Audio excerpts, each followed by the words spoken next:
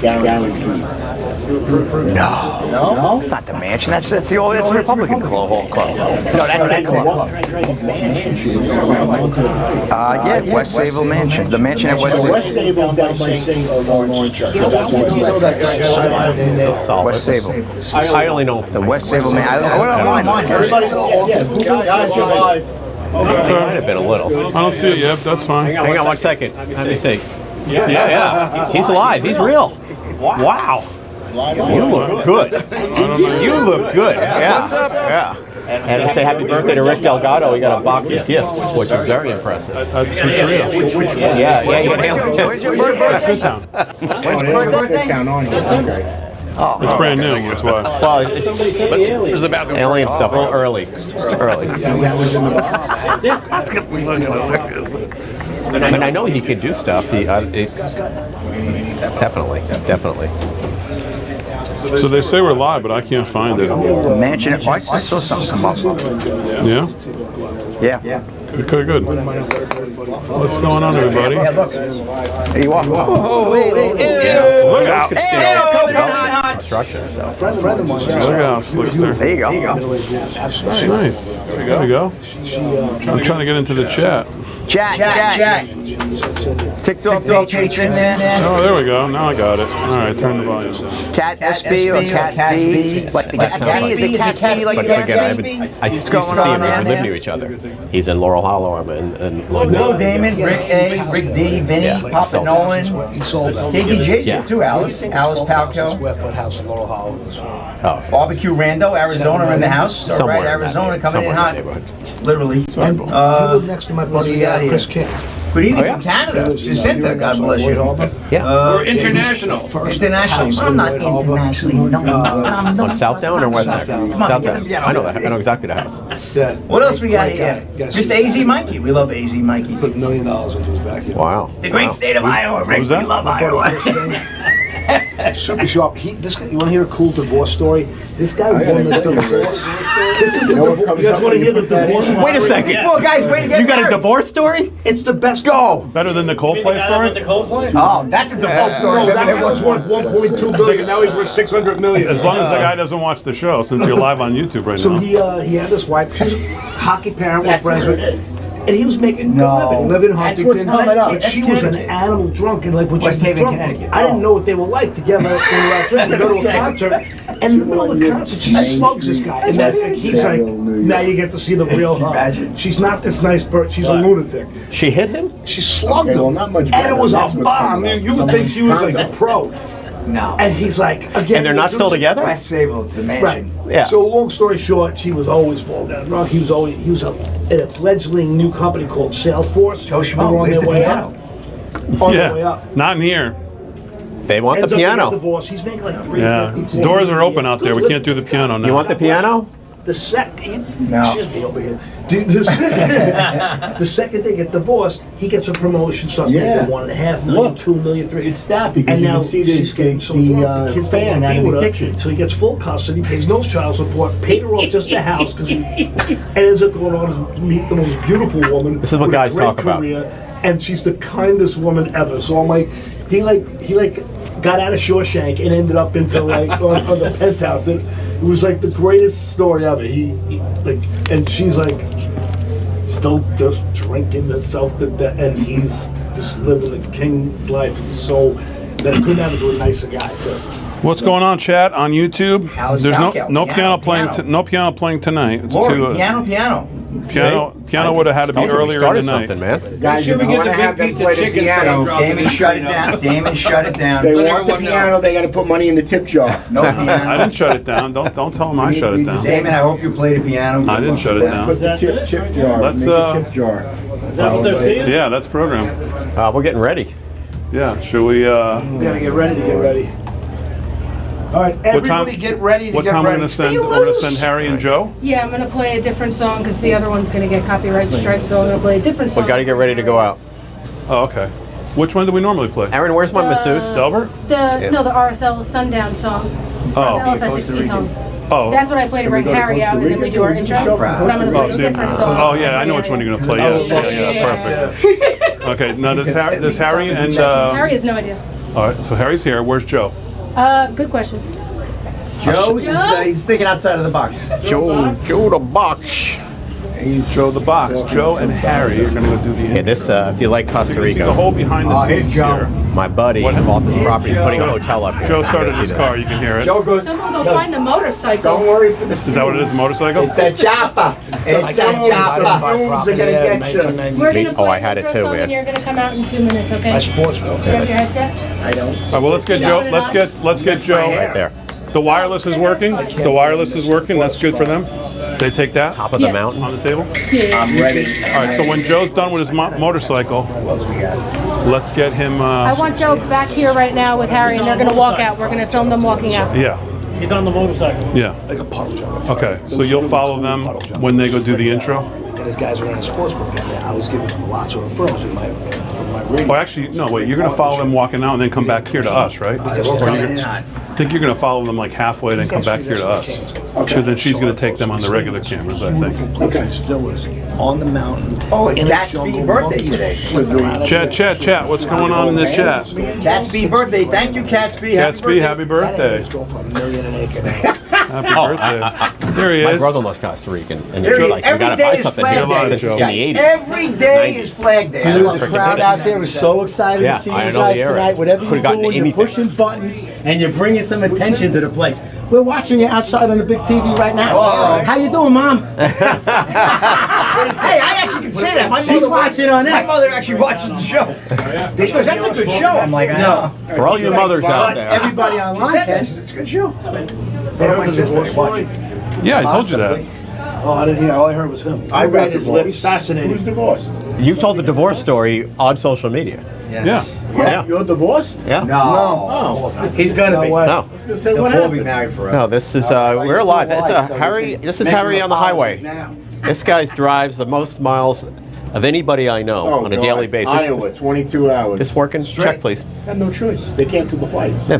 This is what guys talk about. Stop for a nap. You know, when we come home and the girls are like, what'd you guys talk about? We say nothing. This is what we talk about. Me and my wife did We make had no choice to get there. 24 hours. We made All it. right, Harry, you got your microphone? You ready? Because you got to go pretty soon. Yeah. Come on. Harry's got to get on the highway. You guys fired Joe the box after his Stella. No, Joe's going with him. All right. What are we gonna do? Hold hands? Yeah. Yeah, you're gonna do a double It's good. intro. It's all right. Joe's seen other people, so you're good. Don't worry about He's thinking outside of the box. He's seen other boxes. it. He's seen other boxes, all corrugated, if you have any. Recycling. Check, 1, 2. You got it, Harry? Check. Do you want to give? Do you want to give people? Do you wanna say Do you want to give goodbye? people a preview of what you're gonna Hey, say? guys. Harry? Hey. So what? I got Aaron screaming at me. This guy making fun of me. I want to go home.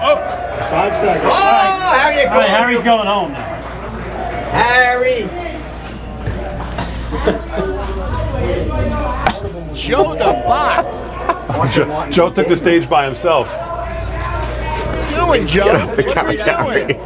This is great. I love this. People love We'll have it organized next week, huh? This is the guy. This is the guy. Let's give Joe a big hand. It's all he did all this. Yeah. How's everybody doing? We all doing good tonight? Yeah? Come on, New York audience. How are we doing tonight? We could sign if you want. You know, I just came from Iowa, D.C., and Tampa. And when I asked them to give me a big round of applause, it was a lot better. So, we're here in New York. On a count of 3. 1, 2, 3. There you go. That's what I want to hear. That's what I want to hear. So, folks, real quick, 8 o'clock we go live on... why do I have to go? All right. Well, maybe I don't want to. I heard you were cheating on me when I was gone for 3 days. I was. So, folks, we go live at 8 o'clock. Probably 2.5 million homes will be in on Real America's Voice. What? 2.5 million people are watching this show. That's pretty good, right? Every time we go to commercial break, what do I want from you guys? 3, 2, 1. Yeah! All right. Every time these guys laugh, what do we want? I make a joke. What do we want to hear? Kevin's here. Oh, you laugh, Kevin. Also, in between coming in and out of intros, we're going to ask you, whoever would like to say a few words, Kevin's going to interview you, so please come to Joe, and Joe will line you up with Kevin to be live on TV. If you don't supposed to be here, like that CEO that just got railed yesterday, please leave because you will be recorded. It was good. It was good. All right, folks. Aaron, are you ready? Oh, okay. Don't scream at me in my ear. Let's bring out, live from Studio 6B Cast.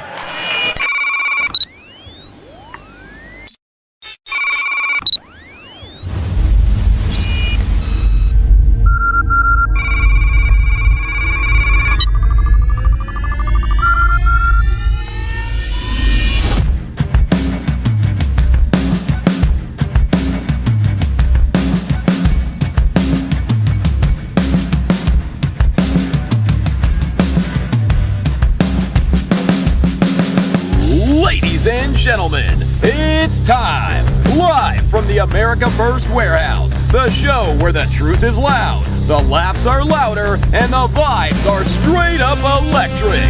Get on your feet and welcome the cast of Live from Studio 6B. First up, the smoothest cat in the game, the best dressed man on television, delivering your sports headlines with style and swagger, it's Slick Rick! He might be piloting UFOs by day, but by night he's beaming down the wildest news you've ever heard. The mastermind of What Even Is That? It's Rick Delgado! The man who's here to punish the pinkos, curb stomp the commies, don't even think about steaming his clams, it's Kevin Downey Jr. He's been throwing hands on Facebook since 2015, the one-man meme machine, the king of clapbacks, and his hairpiece looks great tonight.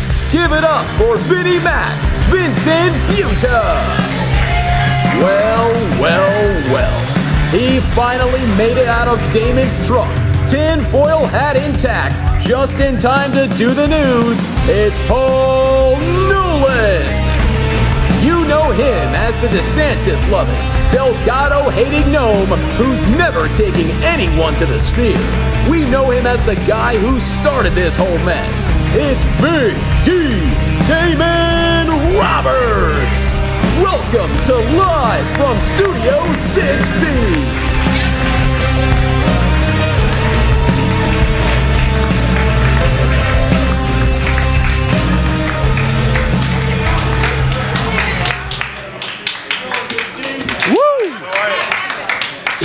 Check. Wow, what a crowd tonight, huh? Nice. Dang. Friday night, fired up Friday night. Man. What's up, boy? How you? Welcome, everybody. Woo. Can't even believe my pool guy is here. I got a pool guy. He's here. Wow. Oh! What's happening over there? So, would you say this really digs into what a bad guy is? Or is it a little fluff PC? Yeah, Billy the pool guy. He's over there. You got a grill guy? We got some regulars. You got it. We had nice pizza. Yeah, well. Pizza Friday. Yeah, people on the couch. We have couches now. Right. We got couch people. Harry, get off the couch, Harry. Get off the babysitter, Harry. Harry. Oh, come on. It's a famous line from a famous movie. Which one? well, we're not famous, so don't worry about it. I know it sounds crazy, but I just can't stand the Tom time. Cruise. What was it? We had the party. No, what was the line? What was the line? Check. Get off, Joel, get off the babysitter. Oh. Risky business? Risky business. Thanks. I burnt out. I couldn't remember. Risky business. Thank you. Let me plug myself in. It's a state-of-the-art pacemaker. It's going to get me going tonight. Man, Joe the Box has got 2 motorcycles in here tonight. He's got the Corvette. Thanks, buddy. Appreciate that. And in just a few moments, he's going to lead the Pledge of Allegiance, right? Yeah, between all these motor vehicles, Joe the Box and the Pledge of Allegiance, AOC just had a heart attack. Oh, I don't know if I told everybody. I don't know if that's fixable. Actually, people are tailgating the show now beforehand. Yeah. Tailgaters, I saw them. I like your book Joe, drop. right here. Joe. Vin's book just dropped. I got to give Mary a little promo there. Just give me the green light. She's great. She's really nice. Yeah, she sent me a really nice note, too. She sent me the book, and I said, why don't you call in? We'll promote it. Yeah. Yeah. She came on. Does she watch on social or on... Dee, do you happen to have a clip of I Trump don't know. saying it again, that there will be no digital? I got to check it. I got to see. I don't know. Did they have it? I don't have it. I can probably find it, though. Maybe if you could Ladies and gentlemen, he said that over a year ago. if you feel like I do, But over a year ago, he said that it'll never happen. test. All right. If you feel like I do, you love America the way I do, please stand, put your hand on your heart, and say the pledge to the greatest nation, the greatest flag in all the land. I pledge allegiance to the flag of the United States of America, to the republic which it stands, one nation, under God, indivisible, with liberty and justice for all. Thank you. Hoorah! Hoorah! I love the Marines. We have some great friends here today. Please have a seat. Probably going to be one of the best shows that we've ever had. Dr. Mall is here, Stem Cell Research Center, the whole team. The Marines are here. The SEALs are here. The New York Police Department, 9/11 is here. We love this show. Thank you, America. Thank you, 6B. Big D, 6B. I don't know. 2 minutes. Yeah. 2 minutes. Come on. 6P at a pep I hear rally. you, Aaron. You sound great. I don't know if you've met him yet. His name is Joe the Box. Let's get some decaf back there for Joe on the coffee machine. The Red Bull truck can leave now, please. The Red Bull truck can leave now. Yes. Yes. I can Barely, but we can hear you. Thank you, Harry. 1 minute. You're barely 1 minute. 1 minute. What the hell's going on? We got to To remember. live TV. We got to remember getting a shout out for Erin and Fran sometime during the show. Because Erin is terrific. We always give them a shout. I think she should be mic'd so we can hear. She's all right. Everyone can hear that sinister That laugh. That laugh. See, there it is. Oh, I wish this thing didn't have a short in it. You got shorts? What? It just keeps kicking. He's got me out. flip flops though.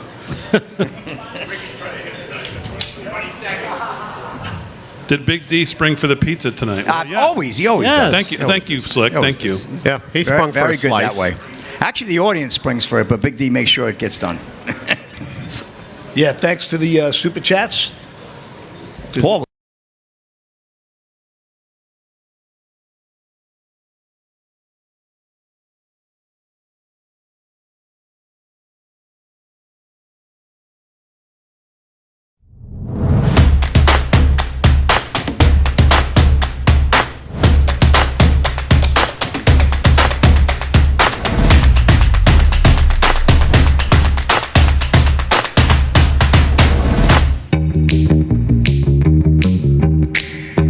If your TV sounds funny in the evening, you're watching live from Studio 6B on Real America's Voice. It is live from Studio 6B, Real America's Voice, on a Friday night live at the America First Warehouse. Hell yeah. Room full of Patriots. Again, it is good to be back at the America First Warehouse. Joe the Box and his staff, always so welcoming. We always appreciate having us in on a Friday night. And a busy Friday night it is. The boys are all here. Slick Rick sitting right to my right, looking good. Come on, Big D. Gonna do sports tonight. Slickster, how are you? I'm doing good on a Friday night here. Couldn't be in a better place in the country. Yeah, absolutely right. The most patriotic venue in the country No is doubt. the America First Warehouse, and we are excited to be here. Vinnie Mac sitting right there. He's going to do some news. Oh, yeah. Vinnie Mac, how are you? I had a big day. I won 2 tickets to see Coldplay and a Kiss Cam benefit. So, but I'm going to take the 5th. I'm not going to answer any questions if I get caught on Kiss Cam. Okay. Any ladies want to go to see Coldplay with me? Come on. I need a volunteer. That was cold. Only married ladies. Thank you. Maybe you should take Obama's advice and take one of your gay friends. I've got a few. Everybody needs one. I said last night, I don't know which one is worse, finding out that your husband cheated on you or he's a fan of Coldplay. I'm not sure which one. I don't know. It's a toss-up, I think. It's a toss-up. Yeah. I love what is in front of you? Yes, a book by one of our viewers, Mary Farrow. When did you start reading? It's a lot of pictures, so I can get through about 100 pages. Okay. Yeah. She's of Italian heritage as well, from Calabria to Canarsie. So, she thought it was interesting. I think it's really interesting too. We have a lot of commonality in our roots. Okay, very good. Now, Vin, most people maybe don't know. Yeah.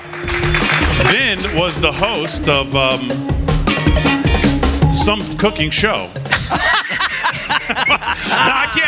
I can't remember the name of it, but it was. Serious? I hosted the memory menu. Finding Sicily, I think it was. Authentic Sicily on the Food Channel. I was the host in that. Yeah, for many years. I don't cook. I know nothing about cooking. Or hosting. That was the premise of the show. The hosting was a real challenge. Goes along with his piano playing. Yeah, many years of that. It was great. It was actually a very good show. I have all the episodes. You do? Oh, yes, I do. You're the only one. Yes, I might be the only one that has it. If you want to make a cannoli, just tune in to episode 4. Yeah. Rick Delgado's here. He's going to do some news as well. Mr. Delgado, how are you? Oh, my goodness.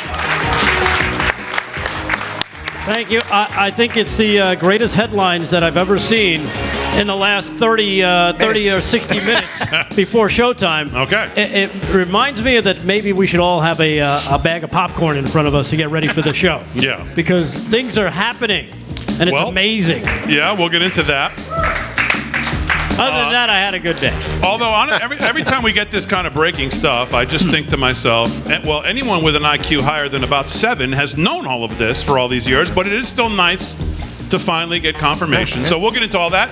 KDJ, the host of the Kevin Downey Jr. Show, weekday mornings right here on 103.9 LI News Radio, 9 to 11 a.m. is here as well. Yes. Thank you. Mr. Kevin Downey Jr., how are you? You know what? I'm good. Thank you, Big D. During Amazon Prime, I ordered this thing. It's called the Slick Rick Starter Kit. And it comes with a jacket and some glasses. You're looking good. Kevin, I think your shoes are on back order, though. You got to work on that. Yeah, well, it said leather boots sold separately. You are looking good, KDJ. Wow. Of all the news today, your hairdo might be the news of the day. Looking like it might be. Thank you, Kevin. Yeah, lightened it up a little. Oh, lightened nice. it up. Let me just say, how are you doing? Disguise, little disguise. Hey, look, Vinny wants to bring you to a Coldplay concert. Wait, am I the gay friend? You could be the gay friend. I like that. Okay, let's do that. KDJ is going to have some news. Plus, he's going to talk to you if you're in the audience. You want to talk to Kevin Downey Jr. Each and every, well, not this first break, but after the second break, we'll start talking to the great Patriots here at the American First Warehouse. So you can make your way over to Harry on the highway over there, or Joe the Box, or anybody, and let them know you want to talk to Kevin, and Kevin will do it. We'll do some interviews right over here. Paul Nolan sitting right to my left. He's got some news as well. Mr. Nolan, how are you? I'm good. I'm taking a page out of Vinny's book. I got a pop-up book. It's got a lot of pictures. That does not look like a pop-up book. It's about Zygmunt Brzezinski. He's one of the architects of the neocon takeover of America. It's light reading. Yeah, it looks like about 800 pages of light reading. Right. So, yeah, I had a TV show, too, called The Galloping Gavone. So the first thing I thought was the name of your show. Yeah, Galloping Garvone. I think you got some mileage there. That's good. I'll let the Food Network know. Yeah, I think you might have to work on that. It's in development. All right, all the boys will have news tonight. Like I said, we'll talk to some of the Patriots here at the American First Warehouse. It's, it is a day full of news, but I wanted to start just to toss this around for everybody's discussion, because it's been an interesting week before today and all the news we got today. It's been a tough week for the libs. Vin, I'll start with you. Public broadcasting defunded. Stephen Colbert and that wretched show is going to be gone. Goodbye. So all of their nightly group therapy will eventually be all gone because they all suck. But what do you make of this whole week? And we saw Shane Gillis kill at the ESPYs. He was awesome. Woke is dead. Woke in sports is dead. Yep. Fox Sports just made a deal with Barstool, which is about as unapologetic and unpolitically correct as you can get. What do you make of what's going on? You know, when I talk to my liberal friends, and they're like, "Well, where do you get your news? How do you get your news from Fox? Or you get your news from Newsmax, or Real America's Voice?" And they think it's so biased. I'm like, "Well, where do you get your news?" So like NPR or PBS, and I'm like, "Well, not anymore, boys and girls." Right. I'm very happy about two things. One, we pay for this stuff. If we're paying for it, then at least be fair. That's all. No one's asking for maybe one side or the other, but be fair. So if we're paying for that, knock them out. As far as Colbert goes, they have destroyed the late night shows. Him and Kimmel and Fallon to some extent too. I can't watch Colbert because I don't want to be lectured. Oh, good Lord. I don't want to watch Kimmel because he'll start crying as soon as Trump does something. He starts bawling over everything. I never saw so many emotional guy in my life like this guy. Crazy. But Colbert deserved it. This was not just a funny show. I mean, he used to be funny on The Daily Show. I thought he was kind of entertaining. But he went so far. Like, we need to be lectured when we just want to watch some entertainment guests come on, some comedy and some fun. We got to be lectured. It's like watching The View with one guy who's just insulting us. So I say kudos both to Congress for doing what they did. And number two, Paramount. You know, people are like, well, Trump had something to do with this at Paramount. If he did, that's our guy, baby. That's our guy. Like, yeah, all right. If he did, but I think the movement had something to do with this. People are just like, enough. Well, what's funny is you mentioned The View and saying one guy. I think The View is like 4 or 5 guys, right? 4 or 5. I mean, let's be honest. They were losing $40 million a year. Like, this show was not first. All 3 of those shows, by the way, if anybody was a Johnny Carson fan, I did not know that. I did not know that. Weird, wacky stuff. Yes. If you're a Johnny Carson fan, his audience, all 3 of their shows was his audience. So they don't get anybody. And they were losing $40 million a year. So it's like, okay, Colbert, 1, you stink. 2, you're biased. And 3, we're losing our shirt with you. Yeah, you're gone. Maybe he was losing his audience because they were all dying from the vax. Exactly.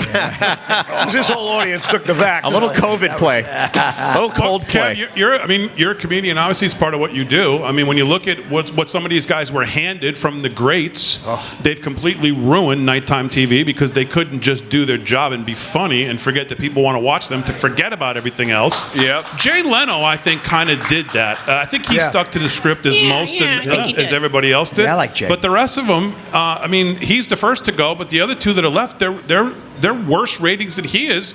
They've just ruined nighttime TV. They became propaganda shows. They became, you know those films they'd show our grandparents during World War II? Yeah. The cartoons with the Japanese guy, and Woody Woodpecker fighting them. That's what they were.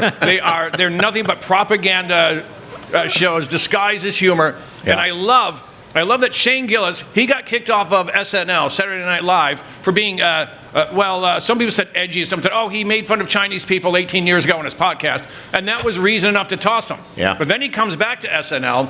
Now he kills on the ESPYs. And the night later, or 2 nights later, whatever it is, Colbert gets flushed. This is the best thing. This is the best week in comedy that I've seen in my 36 years of doing it. Yeah. Awesome.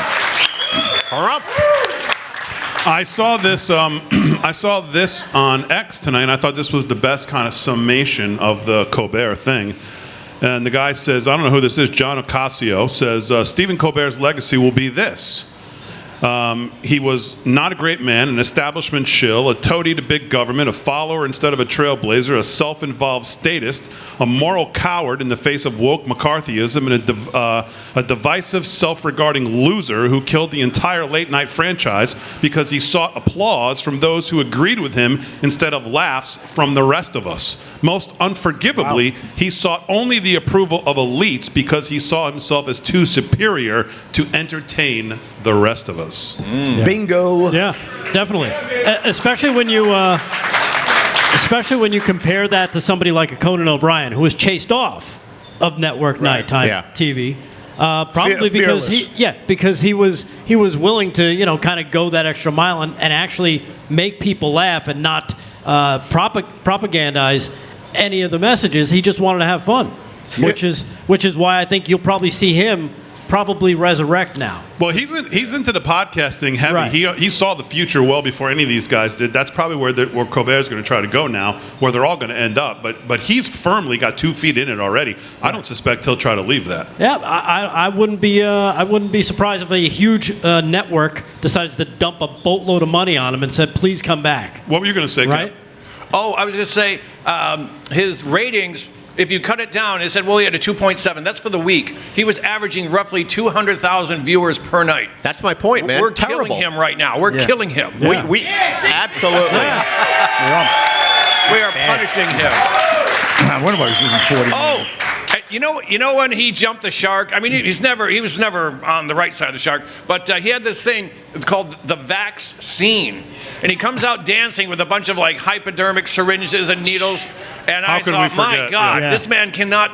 He's just so happy to be clown himself for the Operation Mockingbird Masters. They said, you can keep your show if you take a dump on Trump every night. Well, oh, okay. Well, yeah, exactly. And what's amazing is a year before that, not even a year, he was challenging the pharmaceutical companies about what they were doing and vaccines in particular. And it's amazing, just, you know what happened. They got to him. He said, okay. He kissed the ring. He did whatever they had to do. And he was bought and paid for, just like Jimmy Kimmel, who not only used to have huge-breasted women on trampolines nightly on the Man Show, but also came out in blackface, not even blackface, black body. Yeah. When he dressed up as Karl Malone. Do you remember when he had Jon Stewart on? They talked about the virus. Hold that. We'll do it when we get back. Let's take a break. Live at the America First Warehouse on a Friday night. Real America's Voice and across 103.9 LI News Radio.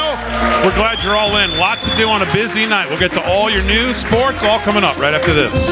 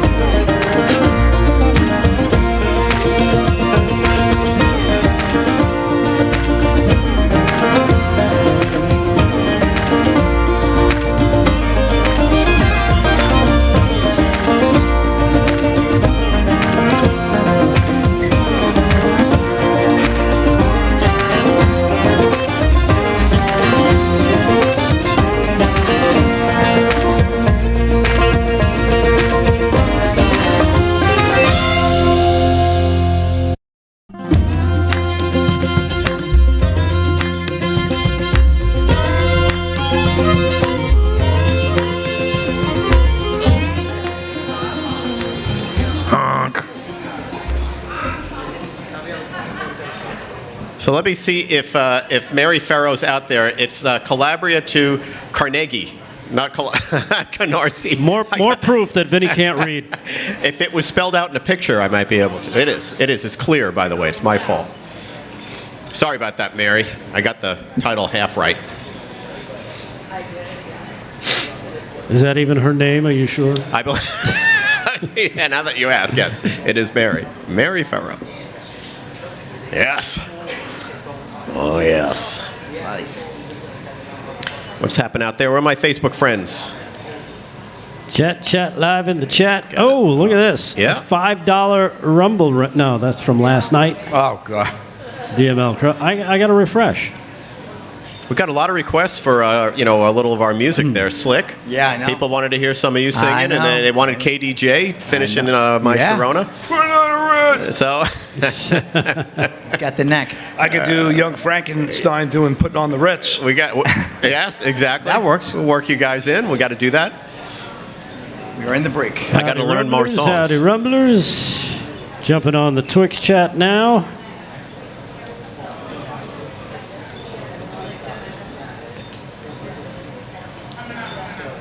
Little Italiano pie. Who's that? Gerald Hawkins, man. How are you, Gerald? Farmer Brooke is in there. That's my man. Did you see if crypto ended with a green candle tonight, or was it a red candle? You got Larry Bosco out there. Been around for a long time watching the show. Larry, thank you so much for your support. Farmer Brooke. No signing, Do you see please? Tanita Samuel over there in the Facebook chat? If you do, tell her I said hi. Tanita, she's been with us since 2015. Yeah, she's great. Awesome. And I can't really get I'm having problems with Facebook. I'm so blacklisted on there. I'm not even kidding. It's terrible. Sherry Merrill Sherry, I didn't realize you were in Chattanooga. I love Chattanooga. It's one of my favorite towns. Oh, Chattanooga is a great little city. Yeah, it's a great city, man, and there's so much going on there now. They've really much going on. Vitalized it. Well, yeah, maybe there's a little of that, but it's still a lot going on.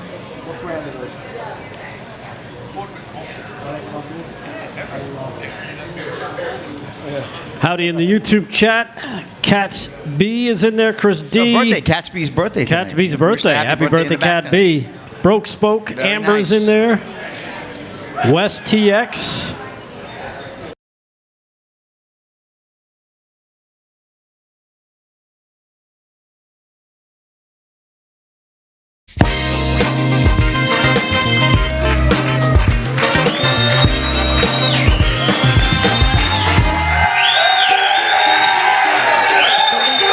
Studio 6B on a Friday night, live at the America First Warehouse, Real America's Voice, all across the country. 103.9 LI News Radio. Yes. Suffolk County, Long Island. Glad you're in, whether you're watching or listening. We always appreciate you giving us a few hours of your weekday nights, 8 to 10. Of course, Monday through Friday on Real America's Voice, and Wednesday, Thursday, Friday nights live on 103.9 LI News Radio. Glad you're in, everybody. Everybody's here. Vinnie Mac's going to have some news. Delgado, Kevin Downey Jr., Paul Nolan, all with the news and the headlines coming up, and there are a lot of them. But right now, as we always do, let's kick it off with sports. Sports is brought to you by our friend Mike Lindell. LFS6B is the promo code to use if you want to shop at MyPillow. It'll give you a great savings. Slick's got it. What's going on, Slick? All right, Big D. Well, let's go to Northern Ireland for the Open. Yeah, right underway. Round 2 today. Scotty Scheffler leads everyone with a 2-day 10 under par. That's a $17 million purse in Port Rush. And we have Major League Baseball back in action. I'd like to congratulate Scotty on winning the British Open. Yeah, that was very good. Very nice. Yep. About time. It's over. No, it's about time. That's my point. Yeah, yes, we did. Yes, absolutely. He's going to win it. Yeah, you're giving him the already given Yes, to him. that's what I'm saying. Congratulations on winning it. He's got a one-shot lead. Fitzpatrick's right there. Fitzpatrick's right there. No, it's over. We'll talk on Monday. Okay. All right. Here we go. Major League Baseball is back in action, right? We had the All-Star game Tuesday night. Well, here they are. The White Sox right now leading the Pirates 4-1, top of the 5th. Bottom 5. Angels and Phillies tied at 4. We have the Padres over the Nationals 1-0, middle of the 6th. Blue Jays over the Giants 4-0, top of the 4th. My Cincinnati Reds are in New York tonight in Citi Field, and they've been playing like something that rhymes with city, and they're losing 2-1 right now to the Mets. 2-1 there in the top of the 5th. See how I did that? Bottom of the 5th or 4th also. Marlins 5-4 over the Royals. Guardians 7-1 over the A's, top 5. End of 3. Yankees getting bombed right now by the Braves down in Atlanta. Rick 6-0 they're losing there. So ouch. Ouch is right. Rays 5-0 over the Orioles. Bottom of the 3rd. Bottom 1st, no score. Tigers and Rangers under the way. Earlier today, first game back in action after the All-Star game in Wrigley. The Cubs over the Red Sox 4-1. Anybody hear about this big UFC match they're going to have at the White House coming up, Big D? Dana White's getting ready. They say it's going to be the greatest one ever. Dana White plans to make the White House UFC match one of the greatest events of all time. We can't wait. Only President Trump could have a battle like that at the White House. That is rock star. And I got to thank the president. He actually saved my career because people hated sports so much when we started the show in 2000 between the knees, and a lot of people watching football from the closet too. I don't watch anymore, but they were checking the score. But now he saved my career because now I can proudly talk about sports again as we get all the men out of women's sports and having events like this. So this is Paul Boyer, Breitbart. Dana White, CEO of Ultimate Fighting Championship, known as the UFC, pledged to make the upcoming UFC match at the White House one of the greatest of all time. White revealed his plans for the main event set to celebrate America's 250th anniversary in a podcast interview this week. This is a sphere. No, Rick, not the one we got cheated out of. Unique event that will never happen again, and I will blow the doors off this thing. I'm going to make this one of the greatest events of all time. We have Cut 7, Aaron. If you could run that. He was on a podcast earlier. I want to run that with Dana White. Cut 7. So I'm up at my house, like every year, in Maine at 4th of July, and I had texted with him 3 or 4 times that day, President, and he never told me he was announcing it. And then all of a sudden, my phone just starts blowing up, and then I start blowing Lene up, and we're all going. But we had already done, all the logistics. My team went out there and walked it. We're putting together the renderings. They should be done in the next 10 days, and then we're going to fly out to the White House and present it to him, see what he likes and what he doesn't like, and start working on it. And Ivanka is in the middle of this too. So great stuff. We will, This is a sphere, one of one, unique event that will never happen again, and I will blow the doors off this thing. I'm going to make this one of the greatest Thanks, events Aaron. of all That's time. great. Thank you so much. And are you thinking of both? Big D, we got to get some tickets to that now. We got to see maybe Brian can get us in there to, come on. AOC and Maxine Waters are going to be the I'm opening. the sports guy. I'm going. Come on. We should have a live coverage from there. Maybe we'll do the show from there. Now we're talking. That's a wrap in sports, Big D. All right, Slick, very good. Sports is brought to you by Mike Lindell. LFS6B is the promo code to use. Well, there's lots of headlines. We'll get to Delgado with some of them, and all the guys will have some of them. But let me just take one of them, and that is because I saw a lot on social media today from the left on how he's not going to sue the Wall Street Journal. No, you guys all have it wrong. He's not going to open himself up. If he sues, you guys are mistaken. He's not going to sue because there's more here that's coming, and he can't open himself up to discovery, and he's not going to sue. You watch, I'm telling you. Just the news, Trump officially sues Wall Street Journal, Rupert Murdoch, over the Epstein story. Trump promised to sue the outlet, and so far today he did. So President Trump on Friday officially sued the Wall Street Journal, its owner Rupert Murdoch, and some of its staff for publishing the story. Last night on the president and Jeffrey Epstein, Trump made the promise in an angry social media post where he claimed the story was fake and that the birthday card the outlet claimed he sent to Epstein for his 50th birthday did not even sound like him. Well, yes. The text of the libel lawsuit, which was filed in federal court for the Southern District of Florida, was not immediately available. The story claimed Trump had contributed, so we know the story. We went over it last night for way too long, but it was the hottest news story last night. Vinnie Mac, you were not on the show last night. Thank you. I was in an airport with a 3-hour delay waiting. Had peanuts. Did you see the article when it came out, or did you hear about it from watching us? I heard about it both from watching you, then I Googled it, just checking everything out. And this is the thing about the president that is not misunderstood by everybody, but even sometimes MAGA gets on his case. He always winds up with, sort of the final say on these things. It's going to happen with the Epstein thing. It's happened with this Wall Street Journal nonsense that's out there. Everything that happens with this guy, and if it's not true, obviously, he doesn't just let it sit there. Nope. He won against so many networks. The Paramount deal is just one of them. But there's so many. I've never seen in the history of just politics a politician sue media companies so effectively and win. I've never seen it. Only the president. It's the greatest thing in the world. It is amazing. And it just goes to show you, don't believe any of the garbage that comes out sometimes. Sometimes it may be seductive, too, and you're like, oh, man, did he send this guy a letter? No, I'm suing him, too. And I'm going to win.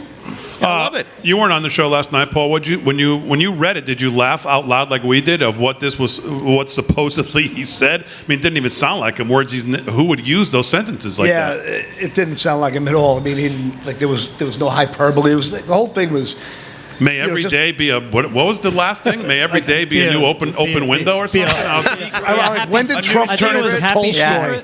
I think it was something like a happy secret or something. Yeah, and may every day be a new happy secret. Sound like a bad Hallmark movie. When did he? Jeez. Another new. When may every day be another new secret. Yeah, Trump is Walt Whitman now. Yeah, exactly. Yeah. Come on. Sound like Vinny at the Coldplay show. Thank you. Yeah. Oh yeah, to me, I just knew from Jump Street. It was just an absolute disaster. But the first thing I'm thinking is how many morons, low IQ, desperate TDS wackos are going to love this, chew on it like a puppy with his toy, and they're going to believe it, spew it, regurgitate it, wrap up, smear it, and then the sue comes and they're going to say, oh, he's just a crybaby with thin skin. So to me, it's always the war of optics, and I thought this was an absolute, just another one of their hit pieces. They don't care what it costs. To them, they're still going to be able to try to use this smear to continue to run their agenda. And let's be honest. I mean, the banking system, the deep state, they're all connected to their mouthpiece. Yeah, but see, what Paul says, I took issue with that last night. Not with him, but the whole idea, because when I read it, I said, this is so outrageously not even close to him. Why would they run this knowing the first thing they're going to do is get sued, which they did today? I mean, it was so far from believable. I was like, what else is going on here that we don't know? Because why would they just run this? I mean, you're not going to just run it going, hey, let's try to get sued. But that's almost what it seems like. These people, they bite onto this. Every time they throw one out there, the Trump derangement syndrome knuckleheads bite on. And it's like Lucy and the Fool. They're like Jets fans. Like, this year we're going to do it. We're going to do it. And then go down in flames. Go down in flames.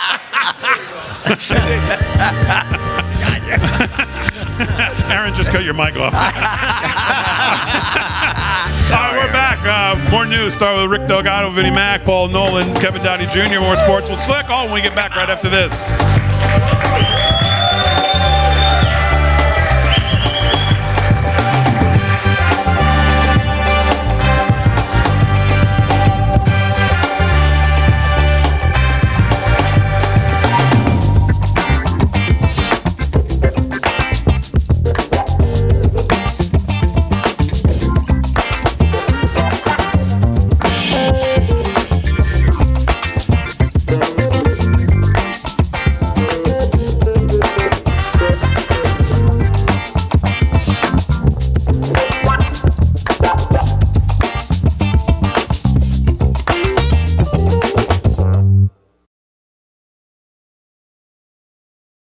Asking me before?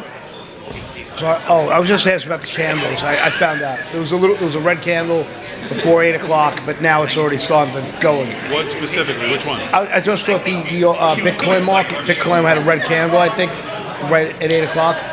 Rick, everybody I'm I'm just seeing on curious. Facebook are very concerned that you've taken a little abuse the last couple of days from Damon. Oh, I'm good. And so I'd say, look, Rick is looking good. He loves the abuse. He puts it right back. A little rant about. He's got his handle on all the information, and he usually comes on top. But it's already taken back off. So don't worry about it. All over the top. Not really. All over the top. I wrote a little rant. You know, I like to give him a chance to do like his little. Say what? I wrote a little rant for myself about Epstein and like the banking system and how I think I've been doing like my angles. If it comes down to it, I wouldn't mind getting a chance to. We do talk about what's going on with Epstein. Where's Greta Garbo? Is she out there? Is she? I know it's hard. Taking care of the fields. One of the hardest working women I've ever known, ever. This woman runs a huge farm. She, Greta Garbo, one of our. Yeah, she's great. She runs an entire farm, does all the wheat and hundreds of acres. It takes care of a bunch of other things in farming all day. And he lived another Extremely hardworking and funny. You were? Yeah. No way. Ann Arbor. What's up, Jeff Beckersfeld? Thanks for saying hi, man. Good to see you out there. Thank you, Roger. Appreciate it. Over our boy Roger in Connecticut. Roger from Connecticut. You on the air. Paula Allen. Thank you, Paula. Let's see. Here we go. Trying to reply to your message here on Facebook. I'm looking at you for this. Or is Aaron going to do it? Yep, you got it. Thank you, Aaron.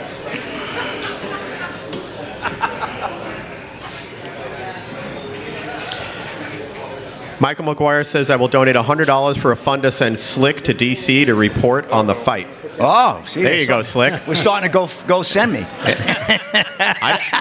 We probably could have got it done for $75, but 100 we'll take. No, 100 then. Come on, it's going to cost us big money here. Right. Get down there. He needs pizza money. And you got to get new shoes. Yeah, you got to get a whole new outfit. It's going to be a sphere. I'm going to need a lot of money. You're going to need a lot of money. It's neither a sphere nor there.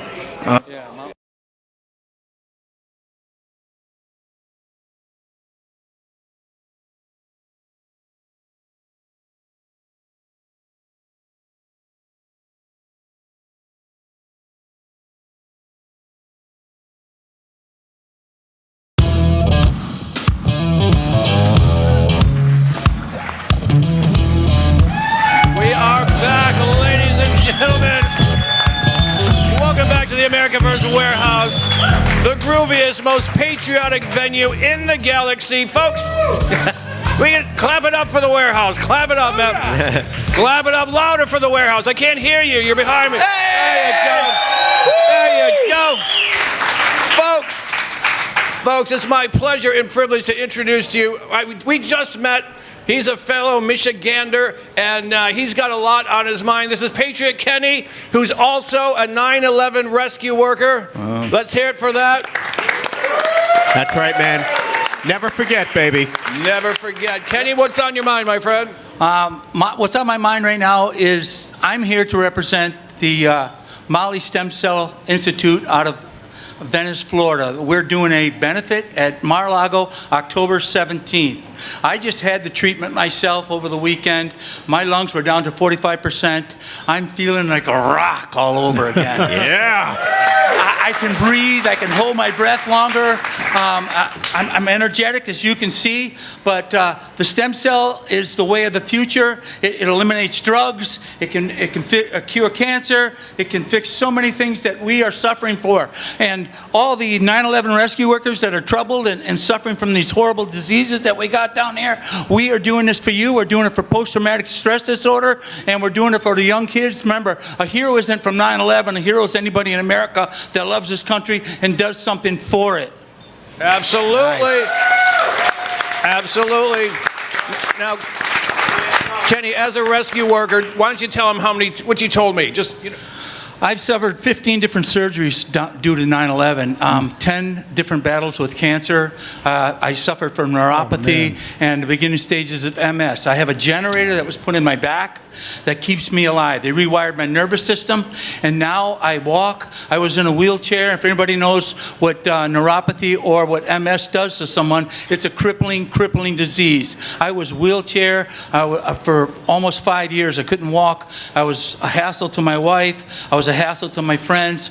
I looked for death every corner because it's like someone poured hot coffee inside my body, nonstop, 24/7. And when I laid down, it got 100 times worse, and I could not believe that. There was no sleep, there was no drugs, there was nothing that could cure this. And the spinal cord stimulator put in my back by Vadim Kushnerek out of New York City. He's the pioneer on the stem cell thing, and on the spinal cord stimulator. It gave me life again. Woo. And stem cell research gave me life for the second time. Yeah. You are the $6 million man, Kenny. Thank you. All right, man. Thank you for your service. Really appreciate it. Back to you, Big D. Wow. Amazing. Yeah. Beautiful. You know what's even more amazing, though? Guys like that who actually went down to ground zero during 9/11. I mean, there was not, the information they put out, like it's safe and there's none of this and none of that. They didn't care. They went in. And they helped save people, and they also helped, get that restored. And they're heroes. Yeah. God bless. All right, live from Studio 6B on a Friday night, 30 minutes past the hour. Glad you're in. We got some more news and sports all coming up. Let's start with the top headlines in the world. Greatest headlines. Greatest headlines in the world. Ever. And that's brought to you by our friends at EternalLifeCoin.com. Rick Delgado's got him. Delgado, what's going on? All right. Well, I think the big story, Damon, has to be this. New evidence of a criminal conspiracy by your favorite Kenyan and mine, Barack Hussein Obama. Barry Otero? Yeah. Didn't you mean gay Kenyan? I'll take gay Kenyans for $500, Bob. Yeah. Is that what they cost these days?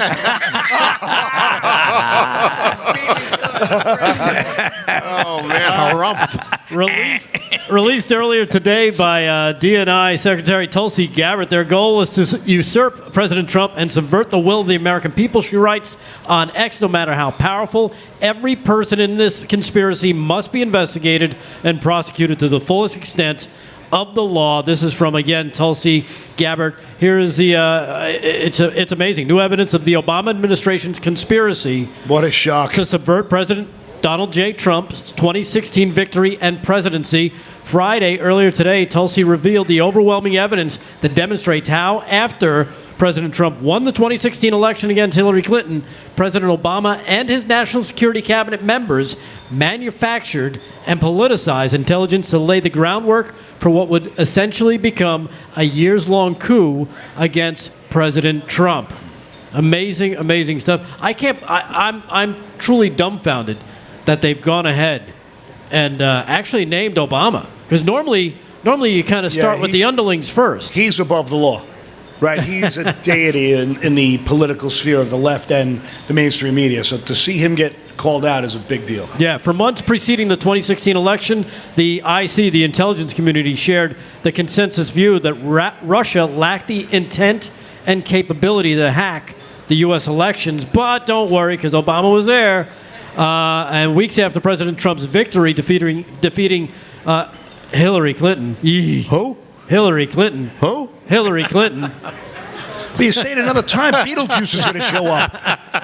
Beetlejuice. The IC officials prepared an assessment for the president's daily brief that showed that Russia did not impact the U.S. election, but that wasn't good enough, so Obama pulled it back and had them create one that showed that it did. It's just an amazing,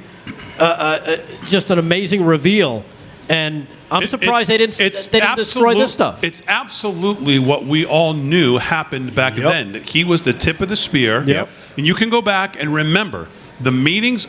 I can remember Vin doing the show in 2016, 17, 18. And what the one thing I kept calling for was for Congress to go get the presidential daily briefings. If you want to know what they knew, go get the presidential daily briefings. Well, today, for the first time, what did Tulsi Gabbard unclassify? She released one of the presidential daily briefings that clearly showed that they knew that Russia did not have the capability to do what they needed them to be able to prove they did to go after Trump. And that's exactly what happened. They all knew it. Biden, Obama, Rice, Clinton, Comey, Brennan, all of them. Yep. It is nothing. And I don't say this to be whatever. 18 U.S.C. 2384 is the Seditious Conspiracy Act, defined as two or more people conspiring to overthrow, put down, or destroy by force the U.S. government or prevent it from carrying out its lawful functions. How is that not exactly what they did? It's exactly what it is. Here's what we voted for. We voted for this coming out, and we voted for these people to be prosecuted. That's what we voted for. And hey, step one just happened. This is where Pam Bondi shows what her worth is. You know what? This is where Pam Bondi shows any worth. Forget everything up to now. Absolutely. This is where she shows now. Because this would be the red meat that we want, the lack of what we got from the Epstein files. If they still start taking apart these deep state traitors at the top of government, I'm good. I'll let there be a pass on that. For now. For now. At least until Christmas. But we do need to see that and January 6th and the other conspiracies against him be exposed. That's what I think is the most important. Go back and look at Susan Rice's, as they were on their way out the door. I remember what you were going to do. You go back and look at Susan Rice's things that she purposely sent to herself and said in there things like, make sure to buy the book. Buy the book. Buy the book. All this, that was all to try to lay some kind of deniability to say, what are you talking about? Look what I said back here. Yeah. Back in 16, we nailed that. We had that information. We saw those emails and we're like, we know they cooked this up. So glad to see it out now. So it was December 8th, 2016, Damon. That's the presidential daily brief you're talking about. Yep. That found that Russia did not impact the U.S. election results or conduct any cyber attacks. And, of course, before it reached the president, probably Susan Rice, pulled it back, and the key intelligence assessment was never published. The next day, of course, some of our favorites in there, James Comey, John Brennan, James Clapper, all who will probably be indicted because of this, thankfully, gathered at the White House with Obama to discuss Russia and create a new intelligence assessment that detailed Russia's election meddling, even though it would contradict all the multiple intelligence assessments that they had reached and they had gathered over the previous months. So there you have it. That is the beginning. This is part. I think this is the first. What do you call it? Pull at the sweater. Pull. The string. The where it starts to unravel. Like the one piece in Jenga where it starts to get precarious. Maybe, but I think this is absolute. There is no doubt after what we saw today. They tried to create a phony espionage scandal to hang it on Trump. That is absolutely what they did. 100%. There is no questions left about it after what we saw today. And not only that, there's a whistleblower involved with those emails. So now they've actually got a live person who hasn't been suicided just yet. Protect that person at all costs. Exactly. that called out Clapper and Brennan for what they did with the Steele dossier. Now we know why Comey said, hey, I'm going to put these seashells out. I'm going to 86, 47. He saw it coming. Please, somebody take care of this for me because I'm screwed. Yep, absolutely. They both lawyered up too. Oh yeah, Comey and Brennan. They know it's coming. They have to know what's coming, and kudos to Tulsi Gabbard. She's been a little quiet. We haven't seen a lot of her, but maybe this has been baking the cake in the oven here for a little bit, and now she's come out. I gotta give her some kudos. That was great. A lot of years of corruption. I mean, there's so much to go through. So, it's overwhelming. Layers. Crimes in the White House over the last 20, 30 years. It doesn't end. Now it makes sense why Trump is like, why are you worried about Epstein? Don't you know it's coming? Oh, don't say that. It's not till Friday. That's such a good point because I think he really did think that. Yeah. Like, whoa, what I know that's happening here, bro, and you're worried about that? Yeah. We'll get to that. And by the way, they went into Mar-a-Lago to look for this stuff, not because they were interested in anything else. Exactly. They went in there to find these documents so they could destroy them. Yep. But Trump was smart enough to probably keep them hidden or who knows what he did. They were looking for these documents. They weren't going in there to look through anything else or look for anything else. They were looking for this. That is it. Rhyme or reason right there, man. Yep. You right nailed it. there. You there nailed was a it. brief stop at Melania's underwear. Brief is the right word. Yeah. It's kind of the gift shop on the way out of the museum. Exactly. I'll take two of these, please. I'll take one of those. Speaking of that, Todd Starnes tonight says Barack Hussein Obama tried to overthrow a duly elected president. When can we expect federal agents to stage the guns-drawn pre-dawn raid on Obama's mansions? Yeah. And who will be the unfortunate agent who has to rummage through Michelle Obama's drawer? Hey, look at his jockstrap. It's probably going to look like Big D's drawing. Looks like men's underwear. Win, lose, or draws. There's no winners in that one. All right, live from Studio 6B at the America First Warehouse on a Friday night. Real America's Voice, 103.9 LI News Radio. Glad you're all in. We got lots more to do. Vinnie Mac, Kevin Downey Jr., Paul Nolan, Slick Rick with more sports, all coming up right after this.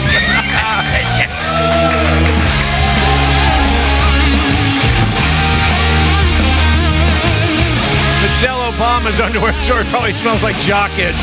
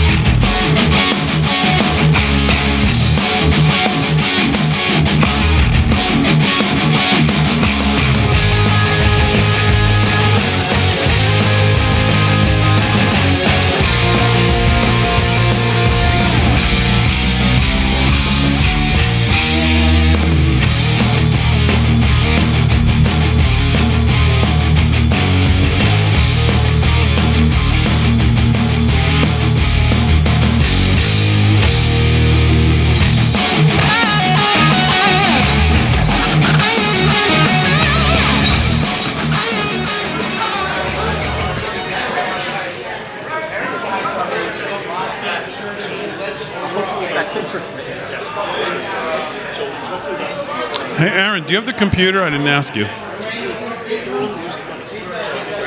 Daddy's a wife. When do we do? When's that date? Third. So yes. Yeah. Okay.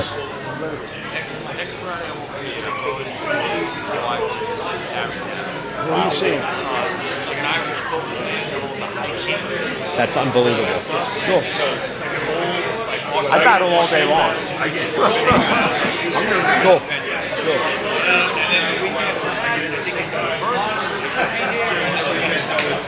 Thank you. I'll be I'm gonna be away next week, so I won't be here Friday or Monday for the show. We're gonna me and my wife. We're gonna go down to Myrtle, hang out by the beach, do some golfing, and I'll be back. We have a condo there, but it's booked all the way to January. But, yeah, we got the condo, so it's the last week it's open until January. So we can just do some cleanups and take the counting, and then we'll.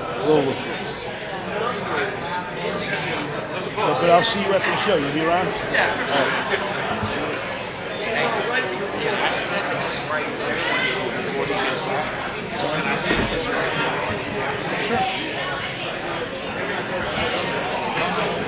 Am I supposed to tell him what that is or no? It's the Dallas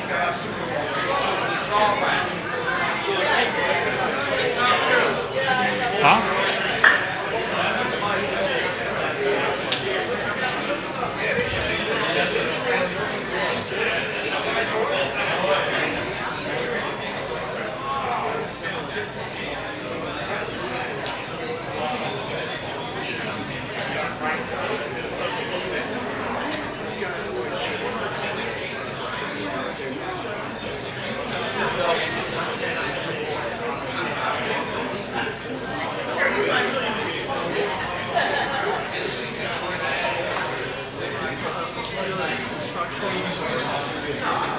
Yeah.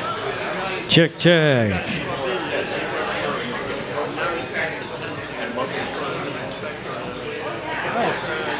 Yeah, I'm used to that. All right, chat live in the chat. Oh, cool. J Buck 169 with a $1 Rumble rant. Damon. Great gig. J Buck wants a shout out.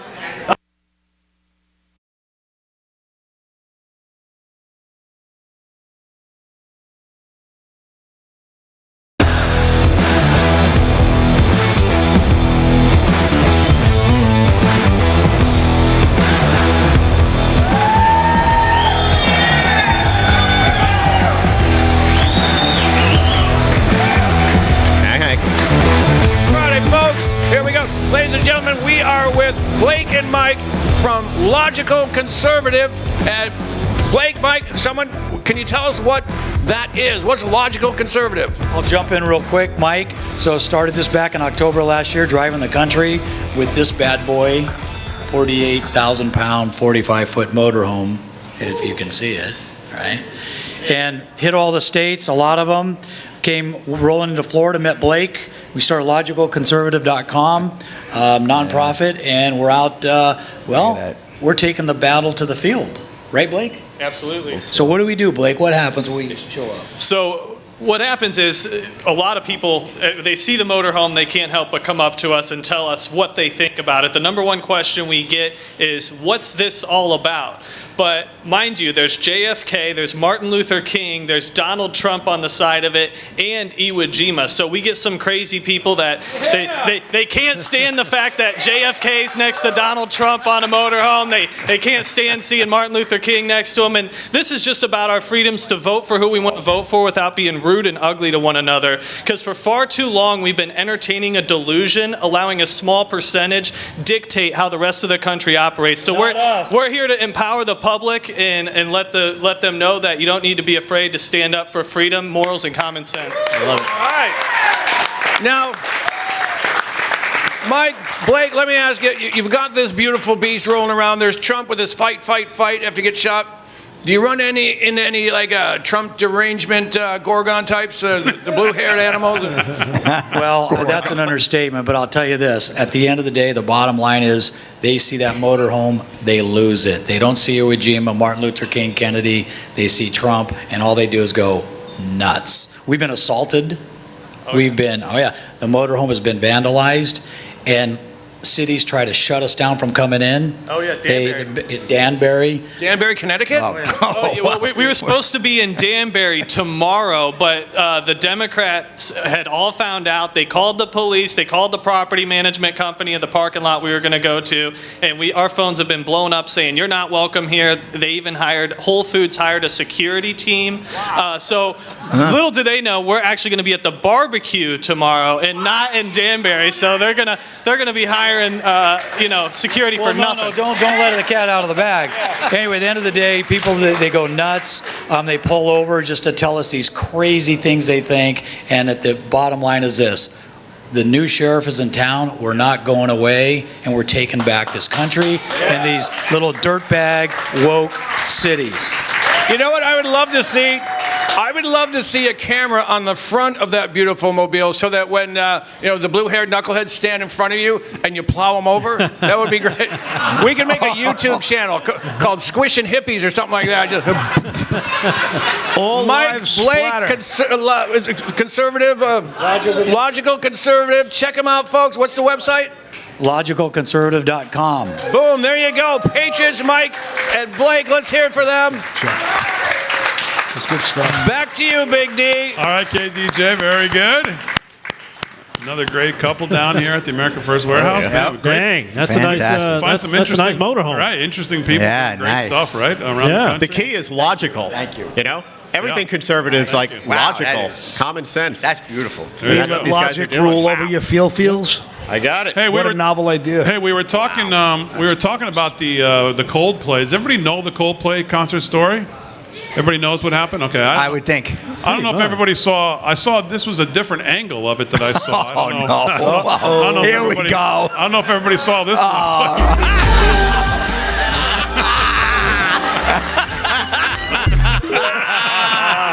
It's a little different.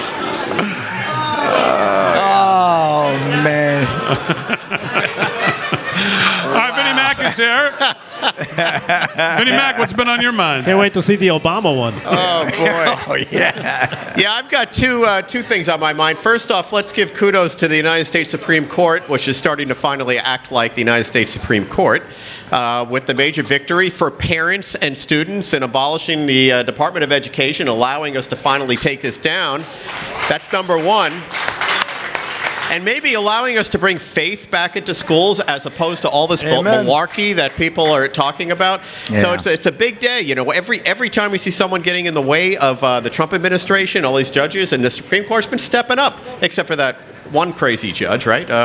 What's her name? Yeah, Ketanji Brown. Yeah, but I don't rarely run clips, but this clip really stuck with me because I have really been thinking hard about all the things the left has been trying to do, from COVID to immigration to now, and it's all just piecing together as one sort of giant master plan. And the guy that describes it the best is Stephen Miller. And I want to run this clip for a minute, and then we're going to talk about that. The left has been trying to shove Marxism, socialism, and communism down the throats of the American people for generations now. They ultimately were not able to do this during the Cold War because the middle class revolted against communism and Marxism and social engineering. The left shifted their tactics, the Democratic Party shifted their tactics to use migration as a weapon to break down the middle class and to gain political power and control in this country.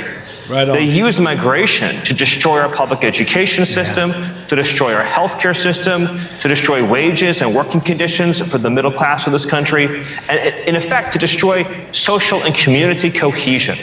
And then in that rubble, in that chaos, in that conflict, to then try to articulate the need for ever more government control, ever more government redistribution, ever more government power, and then to ultimately import voters to then support that agenda, to import voters who do not believe in limited government, who do not believe in the U.S. Constitution. And that is why you are seeing now this violent insurrectionist revolt by the Democrat Party against immigration and customs enforcement.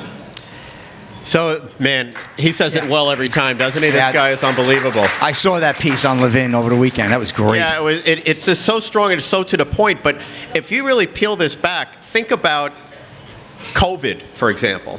You know, we can go further back, but think about COVID. Trump's in office. Things are going well. China's getting their blank handed to them by Trump. Yep. The left lost an election. Trump was getting popular, and all of a sudden, this disease comes out. And what happened with this disease was we all got controlled. Or at least they tried to.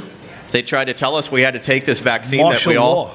What's that? It was like martial law. It was exactly like that. But if you hear what Stephen just said, and you think about the progression of these things, you can't come away from it thinking, well, COVID just happened, and then this just happened, and then Biden got in and did immigration. That just happened. It's all not just happened. This is a plan. Like, it looks to me like one organized plan. It is. It is. So I thought what he said was quite telling because as you start piecing them together, and then you think about immigration, and I really thought this whole open border thing was about, and I still do, was about the redistricting. But it goes so much further. It goes to the things he's talking about, of how can we make our schools less effective? How can we drain the middle class? How can we take us all out of the mix? And these strategies have been quite effective. The one thing they didn't count on was this country waking up and voting in the best president of our lifetime, and probably ever, Donald J. Trump, to supersede these things. And I think the message I guess I'm trying to relay here is when you hear a party thinking that deeply and long about how to effectuate their power, base by hurting all of us in the meantime and taking this country down, that is something we all have to be aware of with every election, minor elections or national elections. All right, well said, Vinnie Mac. We'll come back. Kevin Downey Jr., Paul Nolan, see what's on their mind. Live from Studio 6B at the America First Warehouse. That's a quick hour one. Hour two when we get back right after this.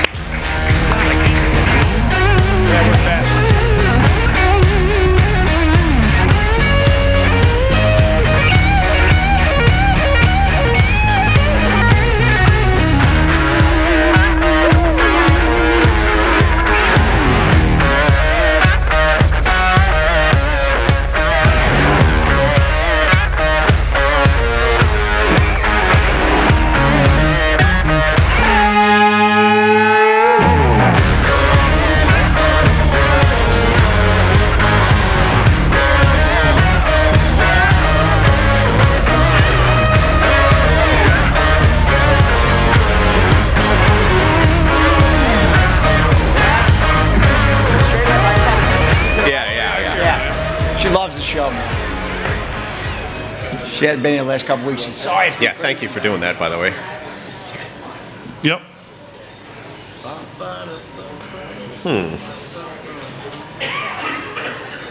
Come on, Kevin.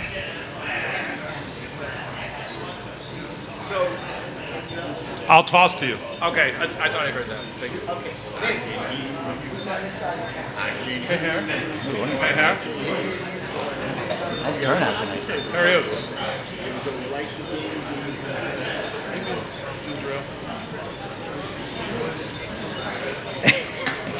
His biggest contribution of the night.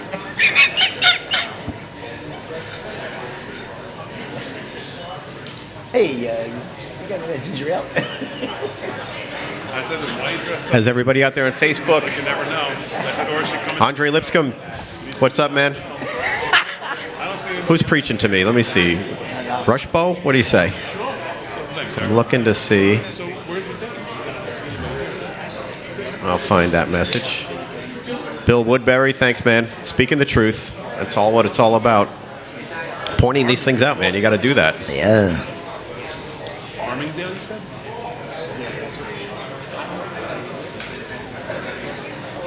What else we got here on Facebook, folks?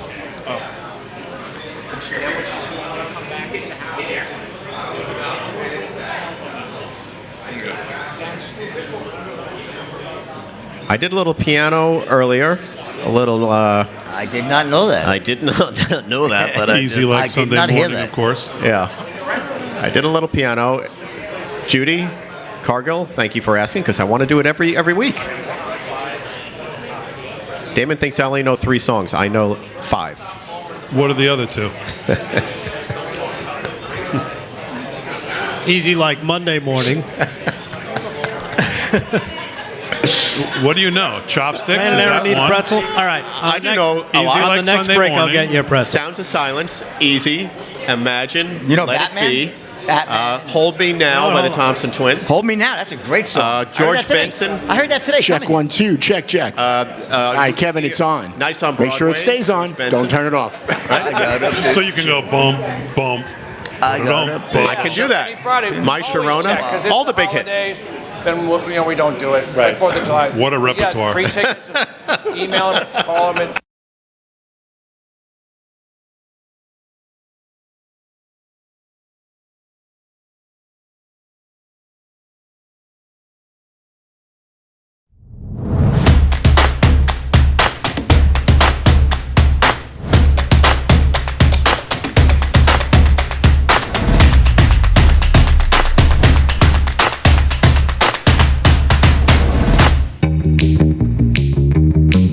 If your television sounds funny in the evening, you're watching live from Studio 6B.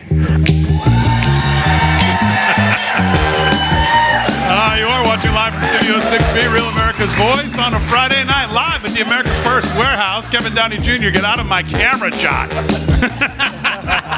We are live television here, Kevin, at the America First Warehouse on a Friday. The boys are all here, lots to do. Joe the Box and his crew always welcoming us in on a Friday night. Real America's Voice all across the country, 103.9 LI News Radio. Hey. On your radio, Suffolk County, New York. Glad you're in hour 2. We're going to try to cram in as much as we can here in hour 2. Great audience here at the America First Warehouse. Thank them for coming out. As always, it's always fun here on Fridays. We hope to get to see all of you at some point over the summer here at the America First Warehouse. Kevin Downey Jr., of course, part of the show. He's the host of the Kevin Downey Jr. Show, 9 to 11, right here on LI News Radio, weekday mornings, 9 to 11. He's got another Patriot with him now. Kev, who you got? Thanks for asking, Big D. We got Patriot Vinny here. Let's hear it for Patriot Vinny coming down. How you doing? On the hot seat. Wonderful to meet you, my friend. Vinny, what's on your mind? What is on your mind? Kevin, with the One Big Beautiful Bill Act finally being signed by President Trump, and now we just learned the rescissions bill has gone from the House to the President's desk for his signature, that means NPR and PBS and others will be defunded. What does that mean for you guys, the professional journalists who only deal in facts and truth and not just selling a story but getting the story? Has he watched our That's a show? great question. Thank you for asking. I'll tell you this. I write for PJ Media. You can go to pjmedia.com, look me up, and I've got a radio show. And anyway, we are exploding at PJ Media because so many people are leaving mainstream media. They don't trust it anymore. This show is exploding. This show is blowing up. Live from Studio 6B. Everyone's talking about it. Everywhere I go. I do comedy shows all over. There's a handful of patriots at every show that come in and tell everyone we said hi, and they love the show. So many people have left because no one believes them. So, CNN is getting crushed by reruns of Richard Simmons. I'm not kidding. I'm not kidding. HGTV is kicking CNN's bahookie. So people would rather learn how to grow tomatoes than get lied to by. Well, I don't even know who's on that show. Tomatoes are more valuable than fake news. So. Exactly. And look at Don Lemon. There's a reason he's gone. There's a reason Joy Reid's gone. There's a reason all of these knuckleheads from the left-wing Operation Mockingbird media are in the unemployment line because no one believed them and no one wanted to hear them anymore. That is absolutely correct. No one here listens to that. Nope. We listen to you guys because you guys now are the media. The legacy people, ABC, NBC, CBS, nobody watches them. No one listens to them. They are all fake news. Yes. You guys deal in the truth and facts, and no one can contest that. I love that guy. I know. Let's keep him. Can we keep him? Vinny, thanks so much. Thank you very Appreciate much, you. Kevin. Back Thank to you, you. Big D. All right, Kevin Downey Jr. with another Patriot here at the America First Warehouse. I think that's the first time that the word professional has ever been attached to this show. Vinny, clearly this is his first experience with Live from Studio 6B, I think. But, the real news with flip-flops. Yes, that's what we got going on. Shut up, here. Vin. Oh, sorry. At least there was a Vin we introduced, the Vin that I liked here. Yeah, thank you. I heard that. Check, please. Paul Nolan's here. He's got some news. Oh, and actually, you don't have news. You said, yep, very good, Paul. Yeah, congratulations. Thank you. All two of you. Paul said that you said to me that you had really thought about some thoughts on. Yeah, I took a page out of Vin's book. Yeah. So I'm flagged on Facebook. Like, I'm hated by Zuckerberg. You're kidding. So yeah, it's No. How original. I'm not kidding. I make a post. Mark and I get this Zuckerberg? red box goes around it with an exclamation point, dangerous content, and then it's like I can't submit. I gotta start over essentially. Okay. So I started writing this thing, and I'm working it, like giving an answer to a bunch of lefty lunatics who are saying that Trump is on the Epstein list and he's a pedo and all this stuff. And I'm like trying to explain to them the grander scale of it. So I started writing something, and I'm like about to hit send and see it get deleted, and I wasted 23 minutes trying to write it properly. So I figured I'd just read it here because at least a dozen people will hear it without tuning me out. But too late. Exactly. Harumph. So I was thinking the way Vin does things, and he fights for people, but at least he gets to get it out there. My stuff gets into cyberspace. I hold nothing back. So my point really about to these people was that the Jeffrey Epstein scandal to me is obviously, and I won't lie, like this, some of this, at first I wasn't seeing it, but I spent a lot of time on this thinking about the geopolitical landscape of this. And I've been saying since day one that this is all a banking war, this is a currency war, and this is essentially the banking elite that started this whole money system here really, when Andrew Jackson fought it, Lincoln fought it, Kennedy fought it, but the Federal Reserve in 1913, the dollar has been reduced to rubble. In 71, we leave the gold standard, reduced to rubble even more so. So I was thinking about the Epstein thing, and I know Trump understands banking, he understands finance, he knows exactly that the Federal Reserve is his enemy.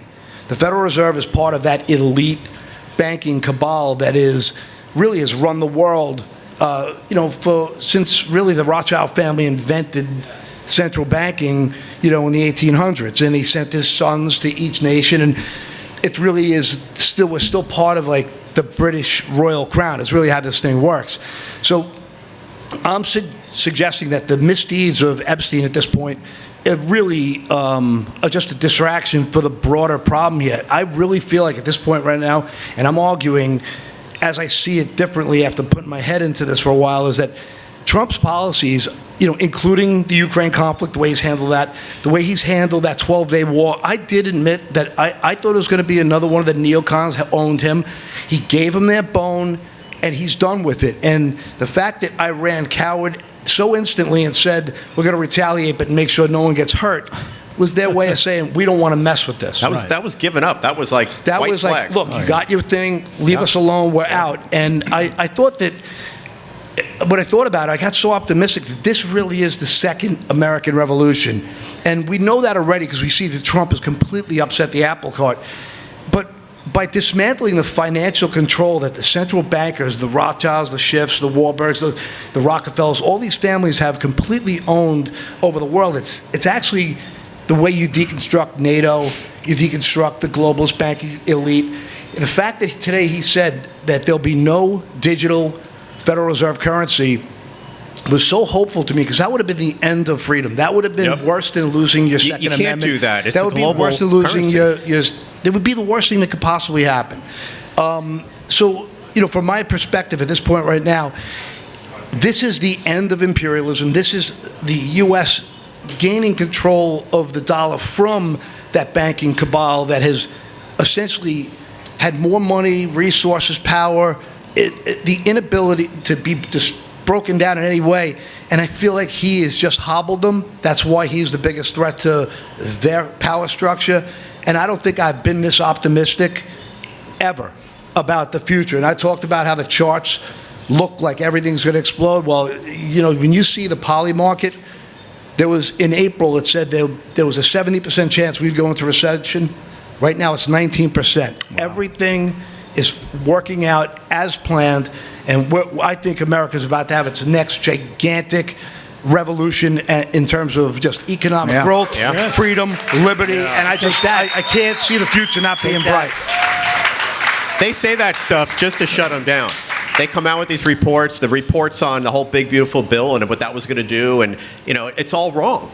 It's all just to manipulate information. And one point on the crypto thing, the one great thing about crypto is it's a global currency. It can't be managed through these, groups that you mentioned. What, Rothschild? Who else? Warburg, Schiffs, Costanza. Costanza's the Costanza family.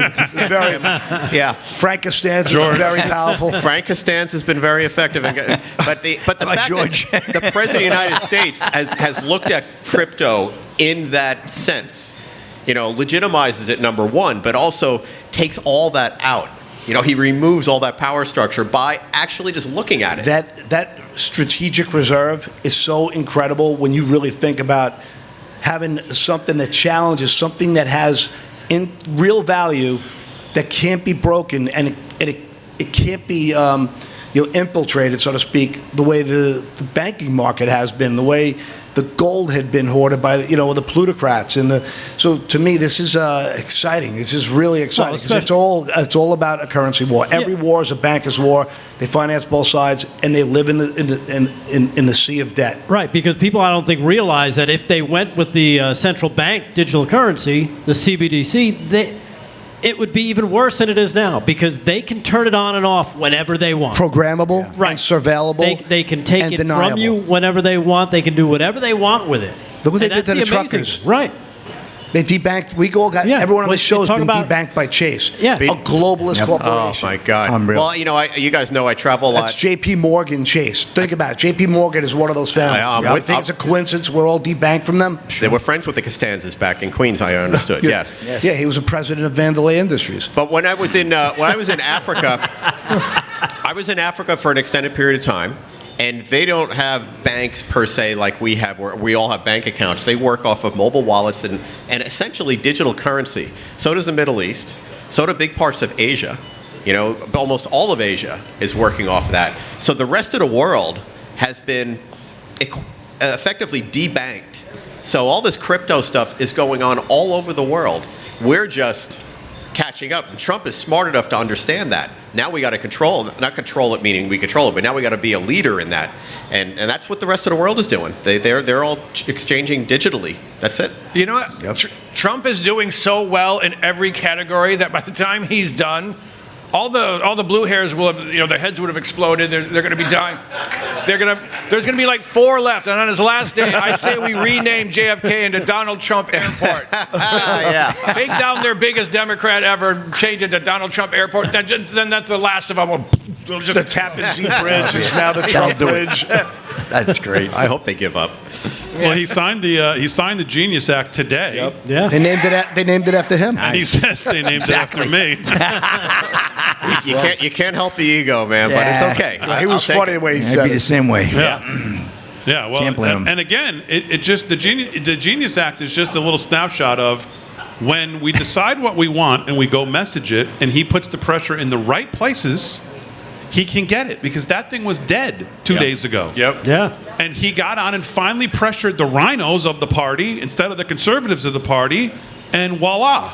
And it was signs it today. The MGTs, Marjorie Taylor Greene, and a lot of the people were holding out because of the CBDC. They did want the guarantee there would never be a digital central bank currency, which was a huge sticking point. Thank God for women like her. She's been brave, and I couldn't admire her more. And boy, what she just went right. They just arrested those this threats. slime ball. Yeah, it's a God knows what she was living with for 2 years. Oh my God. So, all right, live from Studio 6B. More to do at the America First Warehouse. We're back. Kevin Downey Jr. News coming up right after this.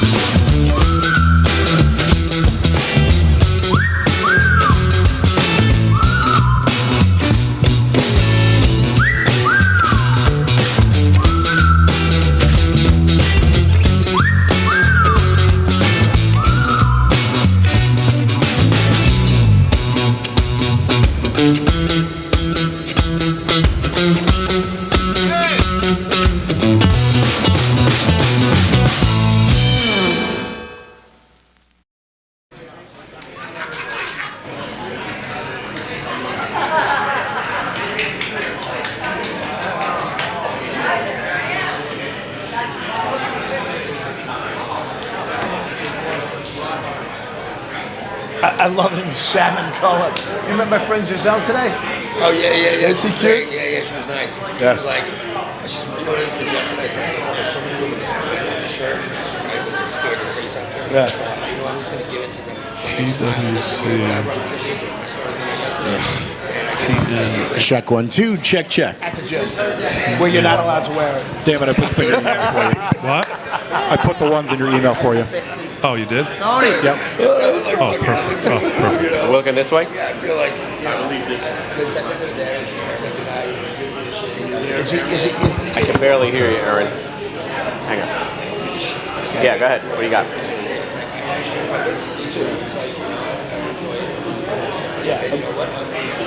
And then I'll throw to you. So just make sure you're not. Hey, come over. No, Vin, other way. You got to face the light. No, but I don't want to block your camera. Yeah, but just go on this side. All right, we'll go over here. Right here? So I need to. You gotta watch that camera. That's Not that one, the one to the right. You can be in front of the first one, not the third, not 3. You can stand in front of 5. okay. Over here. No, that's too far. Too far? Right there. All right, got it. Harry, I got to do reads first. I got to be on. Then they can step up. Very temperamental.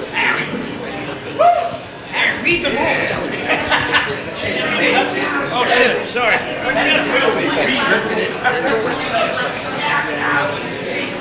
He's right here next to me. Hey, everybody should be out of the camera. Yeah. I gotta be honest. So we got Dr. Mall and Lieutenant Cotton. Lieutenant Cotton. Cotty. Oh, Cotty. Cotty.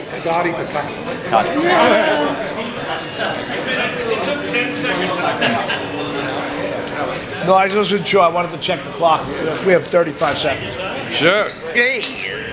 By the way, Delgado, too late. That was hysterical. I'm going to do all 3 here. I saw your eyes glazing over when I was doing that. You're like, you lost me at Bankers. All right, after the show, wait around.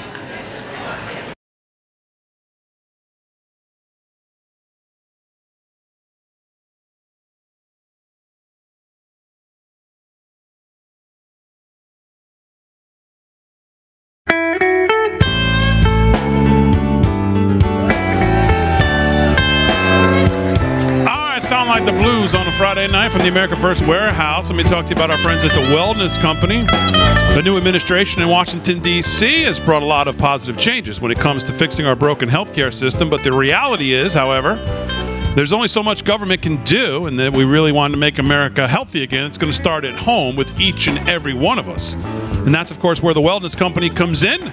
You see and hear from the Wellness Company doctors on all the time on RAV, and you know their products are the gold standard for keeping you and your family safe and healthy. The Wellness Company gives you the opportunity to make sure you are prepared for whatever happens with their series of prescription medical kits that contain an assortment of life-saving medications and guidebooks to assist in the proper use of all medications. Additionally, the Wellness Company offers a variety of products from parasite cleanses to methylene blue to weight loss and so much more that can help you stay healthy and live a longer and more satisfying life. Make America healthy again starts at home. Do your part. Protect the health of you and your family. Go to twc.health/voice, twc.health/voice today in order. That's twc.health/voice. You can use promo code VOICE to save an additional 10%. twc.health/voice. Use promo code VOICE to save an additional 10%. Well, if you're stressed about back taxes, maybe you missed the April 15th deadline or your books are just a mess, well, don't wait. The IRS is cracking down. Penalties add up fast, 5% per month, up to 25% for not filing. But there is help out there. Tax Network USA can take the burden off your shoulders and stop the spiral. Well, before it gets worse, they've helped thousands of Americans, whether you're an employee, a small business owner, or you haven't filed in years. Messy books, no problem. They've seen it all, and they know exactly how to clean it up. With direct access to powerful IRS programs and expert negotiators on your side, Tax Network USA knows how to win. You'll get a free consultation, and if you qualify, they may even be able to help you reduce or eliminate whatever it is that you owe. More importantly, they'll help protect you from wage garnishments and bank levies, so don't wait for the next IRS letter to show up. Call right now, 800-905-8000, 1-800-905-8000, or visit tnusa.com/RAV to talk to a real expert at Tax Network USA, 1-800-905-8000, or visit tnusa.com/RAV. Take the pressure off. Let Tax Network USA handle your tax issues. Call now, 1-800-905-8000. Well, you know, it's America's birthday, and you know what we're gonna do here on Studio 6B. We love the fireworks, the parades, the red, white, and blue, but the real way to celebrate is to stand up and fight for this country, and that's what we try to do each and every night. And that's exactly what AMAC does, the Association of Mature American Citizens. They're doing it every single day. They're leading the charge to defend family, faith, freedom, and to push back against the nonsense trying to tear the country apart. And right now, AMAC is making it easy for you to jump in and help in honor of Independence Day. You can get 5 full years of AMAC membership for just $35. Hello, that's what I said. 5 full years of AMAC membership for just $35. I wasn't good in math, but I think that's about $7 a year. That's 5 years of their magazine, 5 years of exclusive discounts, free resources, but most importantly, 5 years of being a part of a national movement that's got your back and believes in America. Don't sit this one out. Go right now. amac.us/Studio6B. amac.us/Studio6B and join. Celebrate this great nation together. Let's protect it together. Go to amac.us/Studio6B. amac.us/Studio6B. All right, 20 minutes past the hour, live from Studio 6B, Real America's Voice, 103.9 LI News Radio, live at the America First Warehouse on a Friday night. Vinnie Mac has got some more Patriots here at the America First Warehouse with him. Vinnie, who you got? Hey, Patriots over there. This is Kevin Downey Jr. and man, Mike Clams and Steven. Steven, everybody. Wait, I'm Vinnie Mac. Hold on a second. I'm Vinnie Mac. Now, I am 63 years old. I've heard about stem cell therapy, and this is Dr. Maul and Lieutenant Conti, right? Conti, excellent. So you're heavily involved in all the stem cell therapy. So why don't you just give us a little precursor to what that is? Sure. So I own Maul Stem Cell Research Institute, and I'm also president of the American Academy of Stem Cell Physicians. Our whole goal is to advance medicine through stem cell treatments. We operate as a 501c3 not-for-profit, so we treat our veterans and first responders at no charge. And the good news is they don't have to wait. They're not going to be stalled by VA systems and be told there's nothing more that we can do. We're advancing science. We're treating veterans with joint diseases, getting them walking comfortably again without pain, 911 survivors with lung disease. We've gotten 3 of these guys off oxygen. Stem cell therapies are the wave of the future, and through research, we can prove efficacy and safety and hopefully get these treatments out in America. That is great. This is a great thing science has delivered to us. But why does stem cell therapies work so much better? Like, what are they doing different than anything else that we've seen? It really is the closest thing we have to our own natural healing, right? So stem cells are produced by our bone marrow. They act like the little repair kits of the body. So if we cut ourselves, it's stem cells that are drawn to that cut to heal it. And that's the whole job of stem cells. I always say our body cells are like the worker bees. Stem cells are like the queen bees. They home into areas of damage.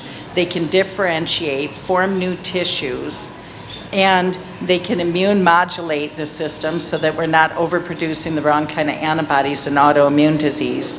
And they can regenerate tissues. They can rebuild cartilage, rotator cuffs. Wow. This is the future of healthcare, I would assume, in general. And it's probably the only way for curative therapy. Right, amazing. What about you, Lieutenant? Are you using the therapy? I am.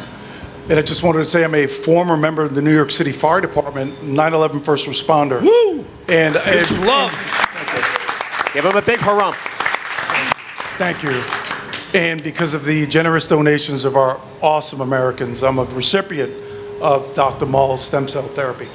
Yeah, that's amazing. I think we're all learning something here and also learning about the future of medicine. So how can we find you? www.maulresearch.org, MAULE research.org. That's awesome. But does it also help with hair? Because it's thinning on top a little bit. All right, we'll go there. The whole aesthetics thing. See, there's a future there for me, Big D, on that. So we're going to send it right back to you. Glue that hairpiece down. Yeah, no longer have to use glue. Let it go. Well, Vin, very good, Vin. Thanks very much. Vin used to put shoe polish in his hair, and I always said to him, I have no idea why he does that. He's a good-looking guy. Just let it go like natural color, and that's now obviously what he's doing, and he looks good. So Vinnie AMAC. All right, very good. Kevin Downey Jr. is here. That's why Vin did this latest interview, so Kevin can get ready to kick us with the news that's on his mind. Mr. Downey Jr., what is on your mind? Man, you know what? Every time you think Trump has the best week of his presidency, he comes and he has a better one. Folks, this is breaking news from the Post-Millennial headline. Pam Bondi asks federal court to unseal Epstein grand jury transcripts. Yeah. Yeah. Here we go. Here we go. Oh, yeah. Ah, come on. We knew this was going to happen. Yeah. Trust in Trump. That's the debate, I think. Trust this guy. You know what? I usually argue with the blue-haired knuckleheads, but I had some people on our side going, that's it. The party's over. Yeah. We're going to lose the midterm. I said, it's going to happen. Trust. It's going to happen. And boom, here it is. They released a statement. I shall read my broadcaster's voice. Given the public interest in the investigative work conducted by the DOJ and the FBI into Epstein, the DOJ moves the court to unseal the underlying grand jury transcripts in the United States versus Epstein, subject to appropriate redactions, because there's going to be names of obviously children and victims. And Well, that's one of your hurdles, of course. The course. redactions, and of course, they have to agree to actually do it. Yes. Now it says here, they continue, public officials, lawmakers, pundits, and ordinary citizens remain deeply interested. That would be us. They're doing this because we made noise. Hello, clap it up, people. We did this. We did this. So yeah, they could say no. It says here they could say no, we're not going to do that. If they do that, that then takes the heat off of Trump. They can't say he's hiding because he's a pedo and blah, blah, blah, which That's ridiculous. No one thinks for a moment. It's the same people. It's the same people that get so mad at Trump that they spit when they talk. Yeah. There you go. All right. All right, let's take the break. We'll come back. More news from Kevin Downey Jr. More sports with Slick. Coming up right after this.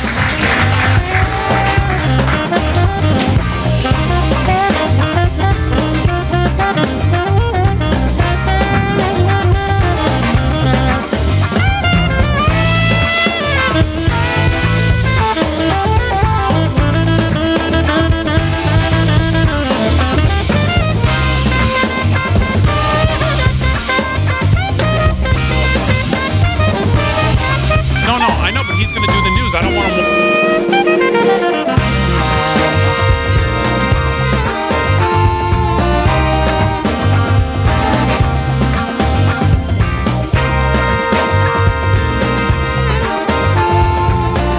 I mean, like, it's a no-brainer. Mix it up, though. We got a pro here. He's so good. Well, Delgado. Well, I want you to interview that guy. The cowboy. Kevin, I can't. and then we're going to do Slick. You ruined it for me. Could you imagine? It was funnier the second time I read it. No. Kevin's going to do news still because he only got to do half of one story. So let Rick do the interview. No, Rick's going to interview somebody. Harry Miller. Oh, he's interviewing you? Go. Rick Delgado is doing the Q&A. Then we're going to go back to Kevin so he can do more news. And then we're going to get to Slick. What are you doing, Nick? You do something? Yeah, Delgado. I didn't. And by the way, Aaron, I never heard the countdown of a minute. A good thing I heard you say getting close to 30 because I never heard the minute. I didn't either. I didn't hear it either. I didn't hear it. Aaron, I'm going to run cut 8 in sports too, okay? I'm going to do that bicycle. Who do they Yep. have? The guy with the blue shirt? Some guys in the black shirts that sell all the. I know where you guys are. I don't want to find you. Don't worry about it. Matt's got cold ones in the truck.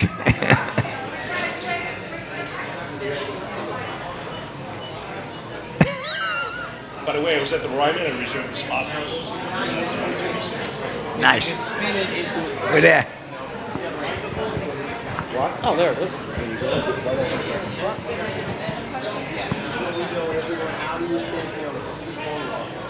Oh, boy. I'm Wendy Williams. Wendy?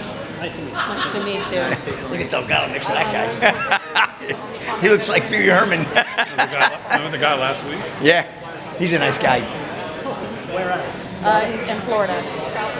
This guy could put the guy from last week on a bun and eat him for lunch. This guy's a gorilla. Delgado looks like Pee Wee Herman next to him.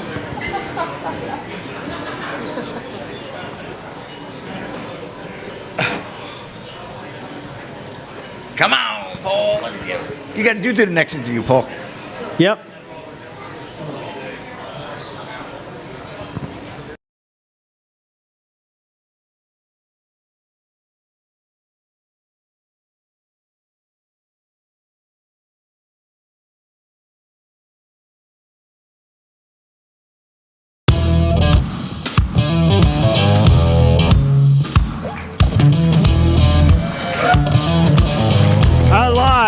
Studio 6B, Real America's Voice at the America First Warehouse on a Friday night. I'm standing here with Wendy Williams. No, not that Wendy Williams.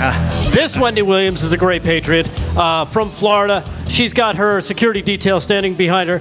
Very large men, very, very strong. And she's got something to say. She's from Florida Redline. They've also been doing a lot of work with stem cells. Wendy, tell us what you guys are up to. Yes, Rick. We're with Florida Redline Initiatives. We are a 501c3, and we are collaborating with Mall Stem Cell Research Institute. And what we are doing is we are heading up a program for 9/11 first responders to get stem cell therapy with Dr. Mall.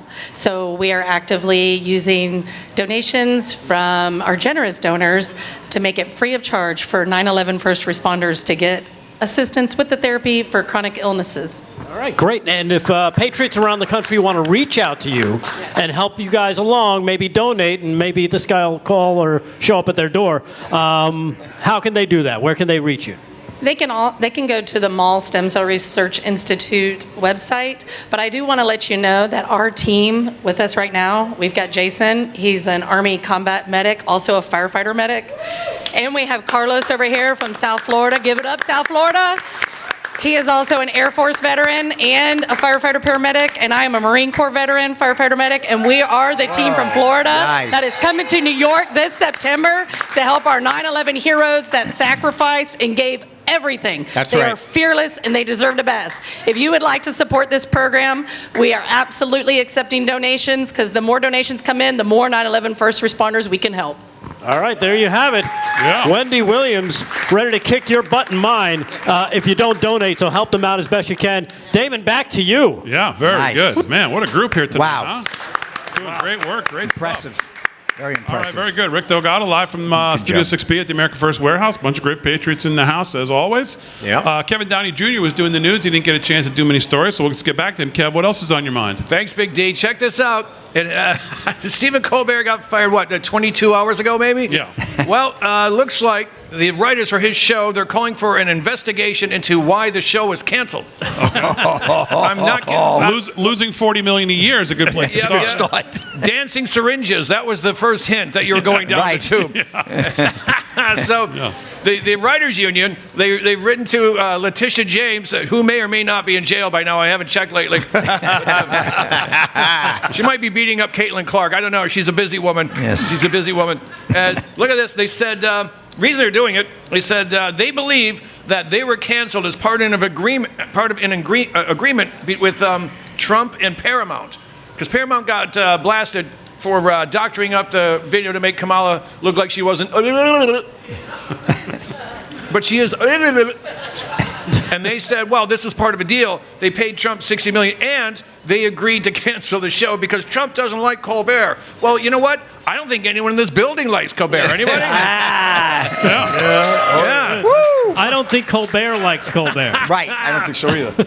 So they think CBS canned him because of Trump? Yeah. Not because he's unwatchable? No, they really believe that Paramount threw the show under the bus in an agreement with Trump, a secret agreement. It can't just be that he's horrible. Yeah. and it can't be that they suck at writing jokes. Yeah. Well, I don't know if you guys saw Piers Morgan had, what's her name, Joy Reid on. And Joy Reid was claiming the role of victim. She was fired because she's a female and she's, what color is she? No, black. Yeah. And he's like, Piers Morgan's like, would you be real with yourself? Just come to Earth and be real. You've been race baiting your whole career. Yeah. You stink. And nobody was watching. It's a business, right? Yeah, numbers don't lie, man. I mean, it's a business. You can't have $40 million. Colbert's got 400 people on staff, 300 writers, 400 people on staff. They're losing $50 million a year. With 200,000 a night audience? It's nothing. Wait. We have a bigger audience. Maybe we need a staff. Yeah. We can hire Colbert's people. We're getting pizza on Fridays. Easy there. Tone it down, Downey. All right, very good. We'll do a couple more stories with Kevin Downey Jr., but let's get some more sports in here as well. We haven't done sports in a while. Slick Scotted Sports is brought to you by Mike Lindell. MyPillow, LFS6B is the promo code to use at checkout. Slickster, what else is going on? Big D, it's Friday night. You know where we got to go. We got to go to rodeo. And we're here on Long Island. The closest thing they come to a rodeo is being on the Bell Parkway during rush hour. But we got people all over the country that really love rodeo. That's why I do it on the show. What can I tell you? We're going to go to California, one of our biggest audiences. Don't ask me you're why. dressed for rodeo. I'm ready. I'm always ready. You know me. I got a cowboy ring here and everything. Look out. California Rodeo Salinas. Here we go. Salinas Sports Complex. Bareback riding, first round. We got Wacy, Shala, 84 points on Rosso Rodeos. South Point Cape. Steer Wrestling, Mike McGinn, 7.6 seconds. Team Roping, Andrew Ward and Jake Long, 7.8 seconds. Saddle Bronc, Gus Gallard, 87 points on Corkrow Rodeos. Bob, great name. A tie down. Here we go. First round. We got Tyson Durfee, 9.6 seconds. Barrel Racing, second round. Haley Garrison, 15.93 tenths, which is a great time if you know barrel racing. And Bull Riding, last but not least, first round. Roscoe's Jarbo, 84 points on Bridwell Pro Rodeos. Diesel Demon, not Damon, Demon. So good stuff there. That's the rodeo wrap up there. We'll give you another recap on Monday night. Let's get to this story. Talk about a tour de force. We're going to run cut 8 in 1 second there, Aaron. Security guard takes out anti-Israel protester at Tour de France. This is what we like to see, right, Vin? Good stuff. Dylan Gwynn and Breitbart and Delgado. The story was for you. I thought he was, as soon as I did it, Delgado's a big cyclist. A man protesting the Israeli team's participation in the Tour de France was unceremoniously ejected from the race area by an alert, no-nonsense security guard. Aaron, run that clip. Cut 8. Watch this. Coming down. There you go. Right over the hill. That's what you do. And bye-bye. Finish it. There you go. The old midget toss. There you go. Good stuff there. The guard blocked the man, shoved him up against the wall, separating the crowd from the course, and then grabbed the protester's legs, as you saw, and flipped him over the wall. So good stuff there. And the protester's shirt, so you know, he said, Israel out of the tour. So he obviously, you can't go on a course as it is, right, Rick? Right. I mean, that alone is a trouble. I was watching because that was right at the finish line. So he was really close to upsetting these two guys who were sprinting out for the victory. He let him off easy. Yeah. Yes. But he got tossed, so it was great to see. That was great. And with the conclusion of the 11th stage of the race, the Tour de France has 10 remaining stages and will finish on the Champs-Élysées in Paris on July 27th. So that's a wrap in sports. Big D, back to you. All right, Slick, very good. Sports brought to you by Mike Lindell. So there was, obviously, the Tulsi Gabbard stuff was big news today, and obviously we love to see kind of, what we talked about for all those years kind of being confirmed. Another confirmation came today. I don't know if you guys saw this. Yeah. And this is in some ways, this is almost just as big because, no, we knew Merrick Garland and how crooked he was. And obviously the Biden administration and every time something happened, whether it was the Mar-a-Lago raid, and then this, what I'm about to talk about, we always heard from the White House that, oh no, we're hands off. We didn't know, the archivist of the United States when they went out to Mar-a-Lago. Oh no, we have no talk about the archivist. We have no idea. It's all separate. We're all hands off. Merrick Garland's all hands off, and it's all by the book, and it's all this and it's all that. Well, headline today: Biden team coordinated on school memo calling parents domestic terrorists despite original denial. The White House and the DOJ communicated behind the scenes about the controversial school board memo. A conservative legal group, by the way, and they do great work, America First Legal, has revealed a tranche of correspondence on Friday from the Biden administration's Department of Justice, shedding new light on the behind-the-scenes discussions about a controversial directive former Attorney General Merrick Garland gave about school boards. The document dump included an email from a Deputy Attorney General aide that said the DOJ was searching for a federal hook to use to address a letter the National School Boards Association wrote to the White House raising alarm about parents who were at the time expressing outrage at school board meetings across the country over COVID-19 mandates, critical race theory, and transgender policies. Quote, "We're aware the challenge here," this is in the email, "the challenge here is finding a federal hook. But the White House has been in touch about whether we can assist in some form or fashion," Deputy Attorney General aide Kevin Chambers wrote to a colleague on October 1st, 2021. Here is, you can put this up, Aaron, here is that email that was dumped today from Kevin Chambers Thanks, Tamara. You see in the highlighted in yellow parts, if we can get it up here, we're aware. Challenge here is finding a federal hook. But the White House has been in touch about whether we can assist in some form or fashion. So again, here's another thing that they completely denied. We were hands off. This didn't come from us. We had no say in all of this. And as we know, they're a bunch of liars. I remember Merrick Garland, that lion dog, in front of Congress answering that question, that exact question, and just lying to us. What happened to that guy? Where is he? Well, he should be called back in front of Congress, played back his testimony, and say, do you want to revise this? Yeah, he's under oath when he's saying that, right? Of course. Yeah. Oh, my goodness. Let's get him, too. It's all coming out, man. Yeah. Yeah, it is. It's wonderful. You know what? Every day is Christmas with Trump in the White House. Every day. Yes. Yes. I wake up going, was he here yet? Let's check the news. He was here. It's a cookie with one bite out every morning. He ate the milk and cookies. It's good stuff. But, you know, You look up and all you see is a shadow of a guy doing this. Yeah, right. Going up the chimney. The chimney shimney. What were you going to say? Well, just think about how far they were really trying to go by trying to penalize these people for speaking logically, by the way, and with common sense, but still trying to shut up. What happened to free speech? You know, they don't believe in free speech unless it's their speech. But think of how far they were willing to go. They had the White House and the Department of Justice behind this farce. I mean, that's what shocks me every time. How deep and how much. There's a few rogue people in the administration trying to do this that are flying over on the left or right. No, I'm saying this is not a few. This is the top. This is the. It's not even. I don't even think Biden was involved. I think it's all those wacko lefties that infested his administration. Yeah. They went full KGB, and they went after the parents because remember, communism hates the nuclear family, and the nuclear family is the backbone of this nation. Of course, and that's why they want to take it down. That's right. That's why they want to take your kids away and turn them into trans and cut off their doodads. That's what Stephen Miller was talking about. That exact phenomenon, and it's true. Did you say Steve Miller? No, not Steve. I know what Steve Miller. You're going to say something about the artist Steve Miller. Do you hear this? Steve Miller Band has canceled their entire tour for 2025 due to climate change. Oh, God. I kid you not. Abracadabra. Fly like an eagle into a wind turbine. Fly like an eagle. Goodbye. Here's their disappear. Here's their tweet. The combination of extreme heat, unpredictable flooding, tornadoes, hurricanes, and massive forest fires make these risks for you, our audience, and the band and the crew unacceptable. It's called summer. Yeah. Says you can blame it on the weather. The tour is canceled. He is a smoker and a joker and a midnight toker. Yes. Yes. Yeah. Oh, my God. All right, one more to do with the America First Warehouse. We'll do it when we get back right after this, live from Studio 6B. I'm a joker.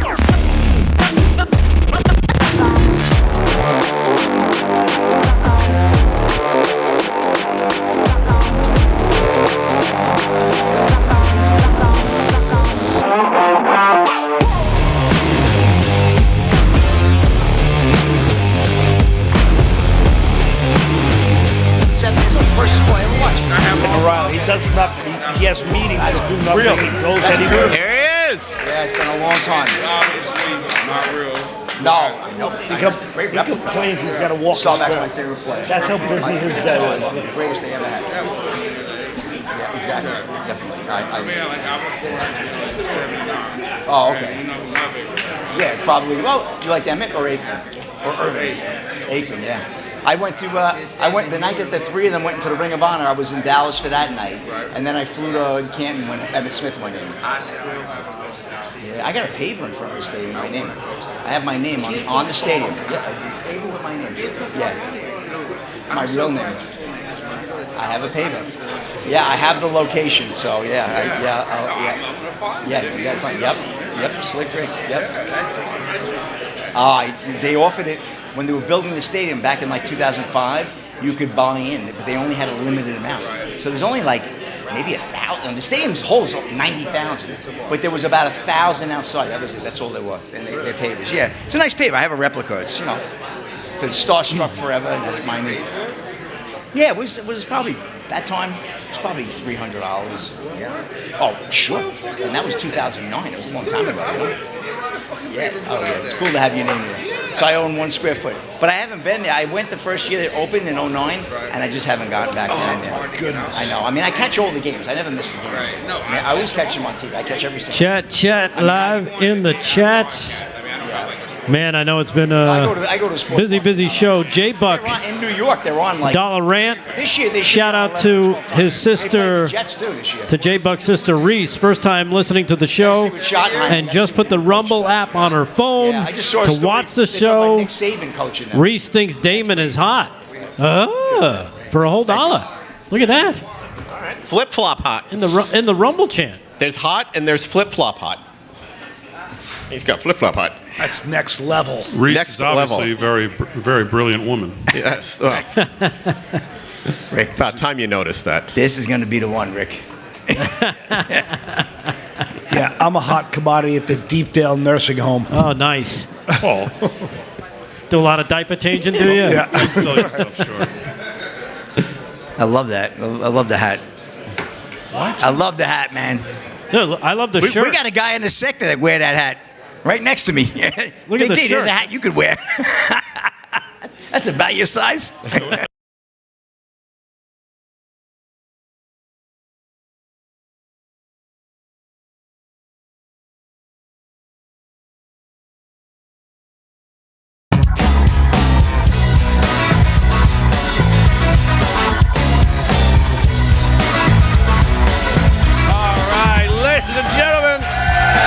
Welcome back to the America First Warehouse in Suffolk County, Long Island, the most patriotic venue in the galaxy. It's our final segment, our final guest. This is Patriot TJ. TJ, I think you're a gun guy, are you not? I'm a gun guy. Oh, yeah. Now, can you tell us, so you have a permit to carry a gun where you go in New York State, right? In New York State, not New York City. Not New York City. Well, that's the problem, because that's where all the bad guys with the guns are. 100%. Well, don't go killing any of Elvin Bragg's thugs now. He needs to keep those cholos on the street, robbing people so they can bring the communism in. Commie Mom Downey's coming in, and he loves the violence. He loves the criminals. So I don't even go. I've got a gun permit. I'm from Michigan, so it's good in 40 states. How many is yours good in? 35. Newbie. What do you carry in this? What do you carry in this weather? Anything that's comfortable. Anything that's. It's harder though because you print. You know what I mean? Like if you have your gun here, they'll see it. So here's what I do. When it's warm, I carry a smaller gun. When it's cold out, I carry an Uzi. Because I'm a really bad shot. Spray and pray. Spray and pray. All right, before we go back to Big D, what is your favorite gun, your favorite handgun? 357 Magnum. 357 Magnum. Whoa. Wow. All right. He's got that under his hat. Tell us about your website. I love it. You can follow me on The Big Red Hat on Instagram. Instagram, The Big Red Hat. It's Patriot TJ. Thanks for coming on. TJ. Back to you, Big D. All right, very good. Kevin Downey Jr. Oh, great stuff. 357 Magnum, Yeah. huh, punk? You're thinking I might have fired 5 shots. And I think 6. Damon is jealous of the hat. That hat would look normal size on my head. Speaking of Van Damme, I want to thank our viewers, Mike and Nicole Dewey, who sent in these. Only a moron would vote for Zoran. Yeah, they're right. Van Oh, this Damme. guy. Yeah.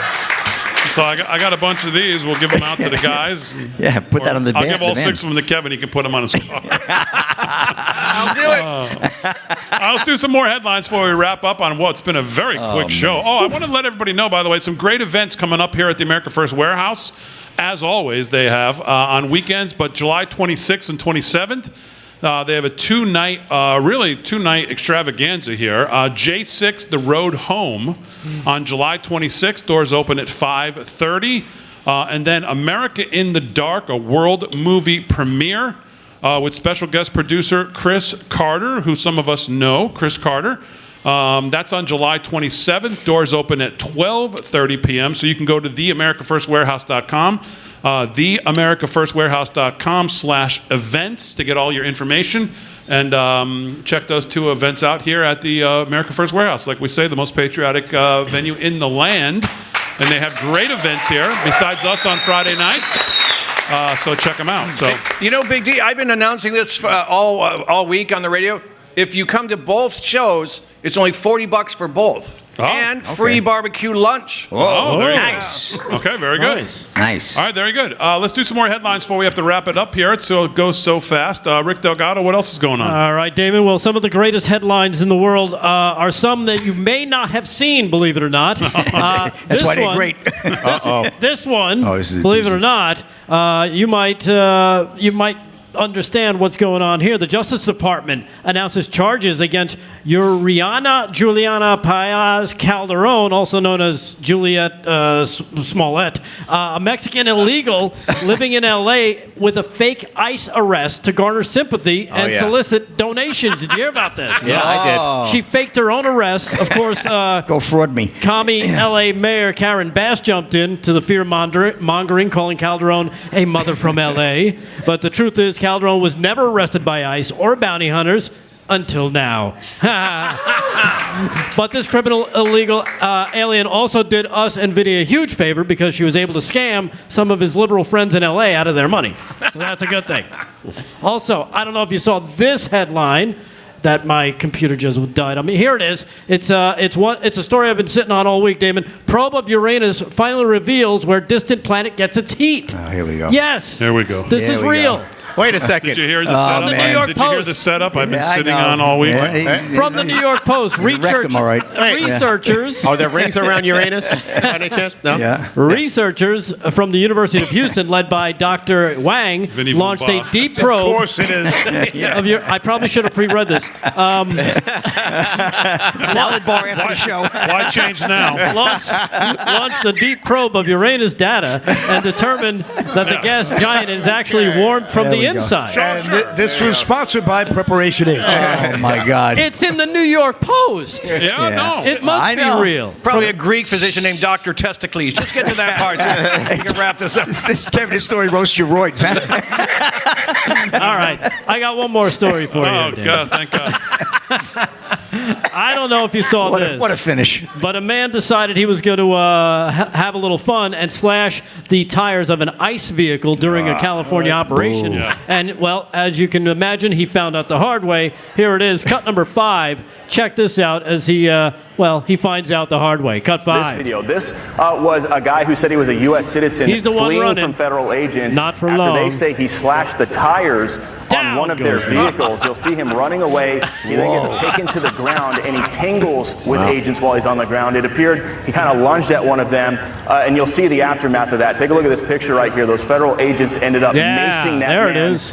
in his face. Took him into custody and took him away. His wife was yelling at agents the whole time, saying he's a U.S. citizen. The agent said, too bad. He slashed one of our tires. And then take a look at these photos here. We do have photos of the vehicle that had the tire slashed. There was one puncture mark. It quickly deflated, and the agents had to drive out of the area on their rims. We caught up. Yeah, so there you have it. That looked like a la knocked out. He's on his way to Uranus, I believe. Yeah, exactly. With a deflated ego. On his way. All right, very good. Rick Delgado with the headlines. Vinnie Mac, anything last on your? I got 2 quick ones. If you're wondering why left-wing cities stink, the city of Chicago spent $637 million on illegals, and surprise, surprise, their school system's bankrupt right now by the tune of $734 million. Well. Yeah. Surprise, surprise. But one really great thing happened. The Congress sends the $9 billion spending cuts package, right? This whole thing went to on Trump's desk.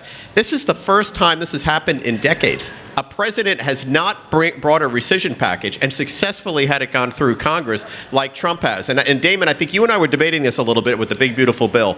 It's like all the debt, like we got to cut, we got to cut. This is 0.1 of 1% of the federal. But there's going to be, I think this is the move. Now they broke precedent, and now it's going to be one rescission bill at the rescission bill, as many as they can jam through to get some of that debt, off the books. I think it was the only way to do it. Frankly, in terms of passing a bill and so on. So I thought it was really meaningful that Trump got that through. He's the first president to do that in decades. So there you go. All right, live from Studio 6B at the America First Warehouse. We're being invaded. I think we're being Hey, they're rolling in the crowd, Big D. It's a wrap. I think the rodeo's coming in. Sounds like my dentist is here. I think the driller killer just showed up. He's loco.